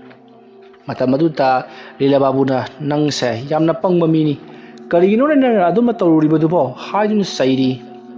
asumna makoy ani wari sanaraba matungda ibotondo tuminna thadokri matam aduda ibotonna ayase yumda hanjalaga imada kari haina khumlugadabanu khangdre haidunna maha wakhal nungaitana sum lakli mahana mayum joroklabada mayumgi sumang mangol akoibada miyoi mayap ama phamlaga lerami ibotondo pulista pukhrabadina pulisna makoibu sodina kaukhalaklagani aduna kari kari haigadabano karino mahana tawribudupo haiduna wa tanaramlibani ibotona yum aduda changselakpudu ubada miyam punamagna ingangangna nahaki police station jarudrabra haiduna hangi matam aduda ibotona yaurure phubo makai phuraga thadoroklibani haiduna khumlamlaga imulomda changkhiga tawbada mama minaksina nahak imungda changba yaroi lai sanaba phattaba angang nangdi yumda changba yaroi nahak leirabadi yum masisu tamnarakani haiduna sairi matam aduda mayamna ibotonda nahana taruribudu karino nahaksi khullasiki gyan taba nisabasa sadaba naha amani haidana nangina tok tamjau haiduna aikoina warak watem naribani aduga nahana ngasi toromliba sidi aikoisi ngakpada thengle hairi matam aduda iboton tawpham khangdraduna mahana tawriba thabak ado yamna lale haiduna mayamda haijari matam aduda ibotonda lekai aduki ahallamana haujikti nahak kari tawgani nahana sanaruriba lai adu kamdonga lochingani haiduna hangakli matam aduda ibotona lai ado kamdonga lochingani haiduna ai lai amada hanglurabani lai aduna karam lochingata ke haibadu aingonda taklakhi talakpagi matungina aina thabak ado pangthokibani adubu haujikti thabak adu mai paktrabanina lochinba ngamlaroi hairi wafam adu tabada tiliba sing aduna kamdong lochingadabano haiduna hangakli matam aduda ibotona lekai adugi mahana toromliba mang aduda mahagna karigumba kokok lawba akanba ama thengnagani hariba posak adu mahana ngarang kauthukuriba lai aduda pikhigadabani adu pirabadi aihana tawriba thabak khudimak asi loinamak leplagani natrabadi lekai khul asiki mi mathang mathang mahagna halakadoribani adumna haibada mi singsu wakhal ngahak khanaraba matungda ahal amana hairakli phare adu warabadi mang adudagi posak ado lawthoklasi adugi matungda nahagna hariba lai aduda pirasi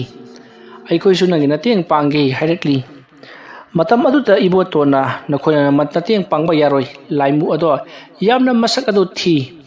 aduna masak adu ubada nakhodi sodana kimanduna wanthakhibusu yai haiduna ibotona hairi wafam madu tabada leiriba singaduna adu warabadi phare khoi lekai miyam punamakta hainaragi aruduga thabagasi nahakna oina tawnabagida makta ikhoina sillage haiduna makhoi singado hanakre numit adugi ahingda pihougadaba potni adubu maya marang tawringai amadi lekai mi singda pau pithok pisin tawringai nongni ngankhre nongalaba phawbada mayam sing aduna nahana panliyo pot ado lokthoklo ngalingai sida hairi adubu ibotona madudi ahingi matamda tawgudaba thabakni sumaina ngalingai numit thoklingai da tawba yaroi hairi masidagidi mayam su upai leitraduna numit tarakpa ngaiduna leikhi andak ibotona torokliba mong asida lilababu su punga ngakli mahakna khalubana thabak asi loisin khragani haiduna khalubani adugadi mahakna lekai miyoi singda haidoktuna thabak asi lekai khangna tawkhulakpa sida lilababu di punga ngaklibani asumna tawduna matam madu hokri numit adugi ahingda iboton mang adugi manakta kithit kirum tawna ahanbada chatlambado haujikti ifong phongna chattuna mang adu tawruri masigi matungda mahakna sum torokpada kokok lawba haibado thengnaraduna mado lokhalakli aduga mang ado mahakna khwachallamlaga amukhanna mahakna kauthokhiba mang adugi laimu adugi manakta laktuna mahakna kauthoktuna pikhi masidagidi laimu ado kwa amuba ama onduna makha maikaida paikhi asumna tawbudagidi ibotonda leiramba phattaba tasalangban mahaka laimu aduga yanakhitaba adu yanaraduna haujikti loisinkhre masigi matungdagidi iboton mayum lomda halakhi mayamda mahakna sidagidi kari amada taroklaroi lekai asida ꯇꯧꯔꯤꯕꯁꯤꯡ ꯑꯁꯤꯗꯤ ꯑꯩꯅ ꯑꯃꯠꯇ ꯅꯠꯇꯦ, ꯃꯥꯒꯤ ꯃꯇꯝ ꯂꯣꯏꯔꯛꯇꯨꯅ ꯁꯤꯖꯕꯅꯤ꯫ ꯑꯩꯒꯤ ꯂꯥꯏ ꯁꯥꯟꯅꯔꯤꯕ ꯑꯁꯤꯅ ꯃꯔꯝ ꯑꯣꯏꯔꯒ ꯁꯤꯕ ꯅꯠꯇꯦ ꯍꯥꯏꯗꯨꯅ ꯃꯌꯥꯝꯗ ꯈꯪꯍꯜꯂꯤ꯫ ꯑꯁꯨꯝꯅ ꯇꯧꯗꯨꯅ ꯍꯧꯖꯤꯛꯇꯤ ꯃꯌꯥꯝꯁꯨ ꯏꯕꯣꯇꯣꯟ ꯑꯁꯤꯒꯨꯝꯕ ꯐꯠꯇꯕ ꯊꯕꯛ ꯑꯃ ꯇꯧꯔꯝꯂꯕꯁꯨ ꯃꯍꯥꯛꯅ ꯃꯗꯨꯕꯨ ꯂꯣꯏꯁꯤꯟꯅꯕ ꯍꯣꯠꯅꯈ꯭ꯔꯕꯅꯤꯅ ꯃꯌꯥꯝꯅ ꯀꯔꯤꯁꯨ ꯍꯥꯏꯅꯗ꯭ꯔꯤ꯫ ꯃꯇꯝ ꯑꯁꯨꯝ ꯍꯧꯈꯤꯕꯅ ꯍꯧꯖꯤꯛꯇꯤ ꯏꯕꯣꯇꯣꯟ ꯍꯥꯟꯅ ꯅꯨꯡꯉꯥꯏꯔꯝꯕ ꯑꯗꯣ ꯇꯞꯅ ꯇꯞꯅ ꯑꯃꯨꯛ ꯃꯔꯥꯏ ꯆꯥꯏꯊꯔꯛꯈꯤ꯫ ꯃꯁꯤꯗꯒꯤꯗꯤ ꯏꯕꯣꯇꯣꯟ ꯃꯍꯥꯛ ꯇꯁꯦꯡꯅ ꯍꯥꯟꯅ ꯂꯩꯔꯝꯕ ꯑꯗꯨꯒꯤ ꯄꯨꯟꯁꯤ ꯃꯍꯤꯡ ꯑꯗꯨꯗ ꯄꯥꯝꯂꯛꯂꯤ꯫ ꯑꯗꯨꯒ ꯃꯍꯥꯛ ꯑꯌꯥꯝꯕ ꯃꯇꯝꯗ ꯋꯥꯈꯜ ꯈꯟꯖꯤꯟꯕ ꯍꯦꯟꯃꯟꯕꯅꯔ ꯀꯔꯤꯅꯣ ꯈꯪꯗꯦ, ꯃꯍꯥꯛꯀꯤ ꯃꯃꯪꯗꯁꯨ ꯃꯤꯑꯣꯏ ꯑꯃ ꯂꯥꯛꯇꯨꯅ ꯏꯕꯣꯇꯣꯟꯗ ꯆꯠꯂꯁꯤ ꯍꯥꯏꯗꯨꯅꯇ ꯇꯧꯗꯨꯅ ꯂꯩꯈꯤ꯫ ꯑꯗꯨꯒꯤꯁꯨ ꯃꯊꯛꯇ ꯏꯕꯣꯇꯣꯟꯅ ꯂꯝꯕꯤ ꯁꯣꯔꯣꯛꯇ ꯆꯠꯄ ꯃꯇꯝꯗ ꯉꯍꯥꯟ ꯃꯈꯩꯗꯤ ꯃꯍꯥꯛꯄꯨ ꯍꯦꯛ ꯎꯕꯒ ꯀꯧꯕꯒ ꯈꯣꯠꯄꯒ ꯋꯥꯔꯤ ꯋꯥꯇꯥꯏ ꯁꯥꯕꯒ ꯇꯧꯕꯅꯤ꯫ ꯑꯗꯨꯕꯨ ꯍꯟꯗꯛꯇꯤ ꯃꯍꯥꯛ ꯍꯦꯛ ꯎꯕꯒ ꯂꯤꯝꯐꯨ ꯀꯔꯤꯅꯣ ꯍꯦꯛꯇꯃꯛ ꯍꯥꯏꯅꯩ꯫ ꯑꯃꯇ ꯑꯁꯨꯝꯅ ꯏꯕꯣꯇꯣꯟꯗꯣ ꯂꯩꯀꯥꯏ ꯈꯨꯡꯒꯪ ꯑꯗꯨꯒꯤ ꯂꯥꯏ ꯁꯥꯟꯅꯕ ꯅꯍꯥ ꯍꯥꯏꯗꯨꯅ ꯃꯌꯥꯝꯅ ꯈꯪꯅꯈꯤ꯫ ꯃꯁꯤꯗꯒꯤꯗꯤ ꯏꯕꯣꯇꯣꯟꯁꯨ ꯃꯍꯥꯛꯅ ꯇꯧꯔꯤꯕ ꯊꯕꯛ ꯑꯗꯣ ꯀꯌꯥꯒꯤ ꯃꯇꯤꯛ ꯁꯣꯏꯕꯒꯦ ꯍꯥꯏꯕꯗꯣ ꯍꯧꯖꯤꯛꯇꯗ ꯈꯪꯂꯛꯄꯒꯨꯝ ꯇꯧꯔꯤ꯫ ꯃꯤꯀꯨꯞ ꯈꯔ ꯃꯍꯥꯛꯅ ꯅꯨꯡꯉꯥꯏꯖꯔꯨꯔꯕꯁꯨ ꯍꯧꯖꯤꯛꯇꯤ ꯃꯍꯥꯛ ꯃꯌꯥꯝꯒ ꯇꯣꯠꯅ ꯇꯤꯟꯅꯗꯕ ꯍꯥꯏꯕꯗꯣ ꯑꯣꯏꯔꯦ꯫ ꯃꯇꯧ ꯑꯁꯨꯝꯅ ꯏꯕꯣꯇꯣꯟ ꯅꯥꯏꯇꯣꯝ ꯑꯁꯨꯝ ꯇꯥꯔꯛꯄꯗꯒꯤ ꯃꯍꯥꯛ ꯇꯁꯦꯡꯅ ꯑꯉꯥꯎꯕ ꯑꯃ ꯍꯥꯏꯕꯗꯣ ꯑꯣꯏꯔꯛꯈꯤ꯫ ꯃꯇꯧ ꯑꯁꯨꯝꯅ ꯏꯕꯣꯇꯣꯟ ꯐꯅ ꯀꯨꯏꯅ ꯂꯩꯔꯕ ꯃꯇꯨꯡꯗ ꯃꯃꯥꯅ ꯌꯥꯝꯅ ꯀꯟꯅ ꯃꯥꯕꯨ ꯌꯦꯡꯁꯤꯟꯕꯤꯕꯗꯒꯤ ꯃꯥꯒꯤ ꯃꯍꯧꯁꯥꯒꯤ ꯄꯨꯟꯁꯤꯗ ꯍꯜꯂꯛꯇꯨꯅ ꯃꯍꯥꯛ ꯍꯟꯗꯛꯃꯨꯛꯇꯤ ꯁꯨꯕ ꯅꯣꯝꯕ ꯇꯧꯗꯨꯅ ꯃꯍꯥꯛ ꯊꯕꯛ ꯏꯪꯈꯥꯡ ꯀꯌꯥ ꯁꯨꯗꯨꯅ ꯍꯧꯖꯤꯛꯇꯤ ꯃꯍꯥꯛꯀꯤ ꯄꯨꯟꯁꯤ ꯑꯗꯣ ꯃꯔꯦꯛ ꯃꯍꯥꯎ ꯊꯣꯛꯅ ꯍꯤꯡꯖꯕ, ꯍꯨꯃꯥꯡ ꯃꯃꯟꯅ ꯇꯥꯟꯗꯨꯅ ꯅꯨꯡꯉꯥꯏꯖꯕ ꯃꯤꯁꯛ ꯑꯃ ꯍꯥꯏꯕꯗꯣ ꯑꯣꯏꯈꯤ꯫ ꯋꯥꯔꯤ ꯑꯁꯤ ꯃꯇꯥꯡ ꯑꯁꯤꯗ ꯂꯣꯏꯁꯤꯟꯖꯔꯤ꯫ ꯋꯥꯔꯤ ꯑꯁꯤ ꯄꯥꯊꯣꯛꯆꯕ ꯃꯇꯝꯗ ꯁꯣꯏꯈꯤ ꯂꯥꯟꯈꯤꯕ ꯋꯥꯍꯩ ꯋꯥꯇꯥ ꯈꯤꯕꯤꯛ ꯇꯥꯕꯤꯔꯤꯕ ꯄꯨꯝꯅꯃꯛꯅ ꯄꯨꯛꯆꯦꯜ ꯆꯥꯎꯅ ꯉꯥꯛꯄꯤꯒꯅꯤ꯫ ꯃꯌꯥꯝꯕꯨ ꯑꯔꯣꯏꯕꯗ ꯑꯃꯨꯛꯀ ꯍꯟꯅ ꯈꯨꯔꯨꯝꯖꯔꯤ꯫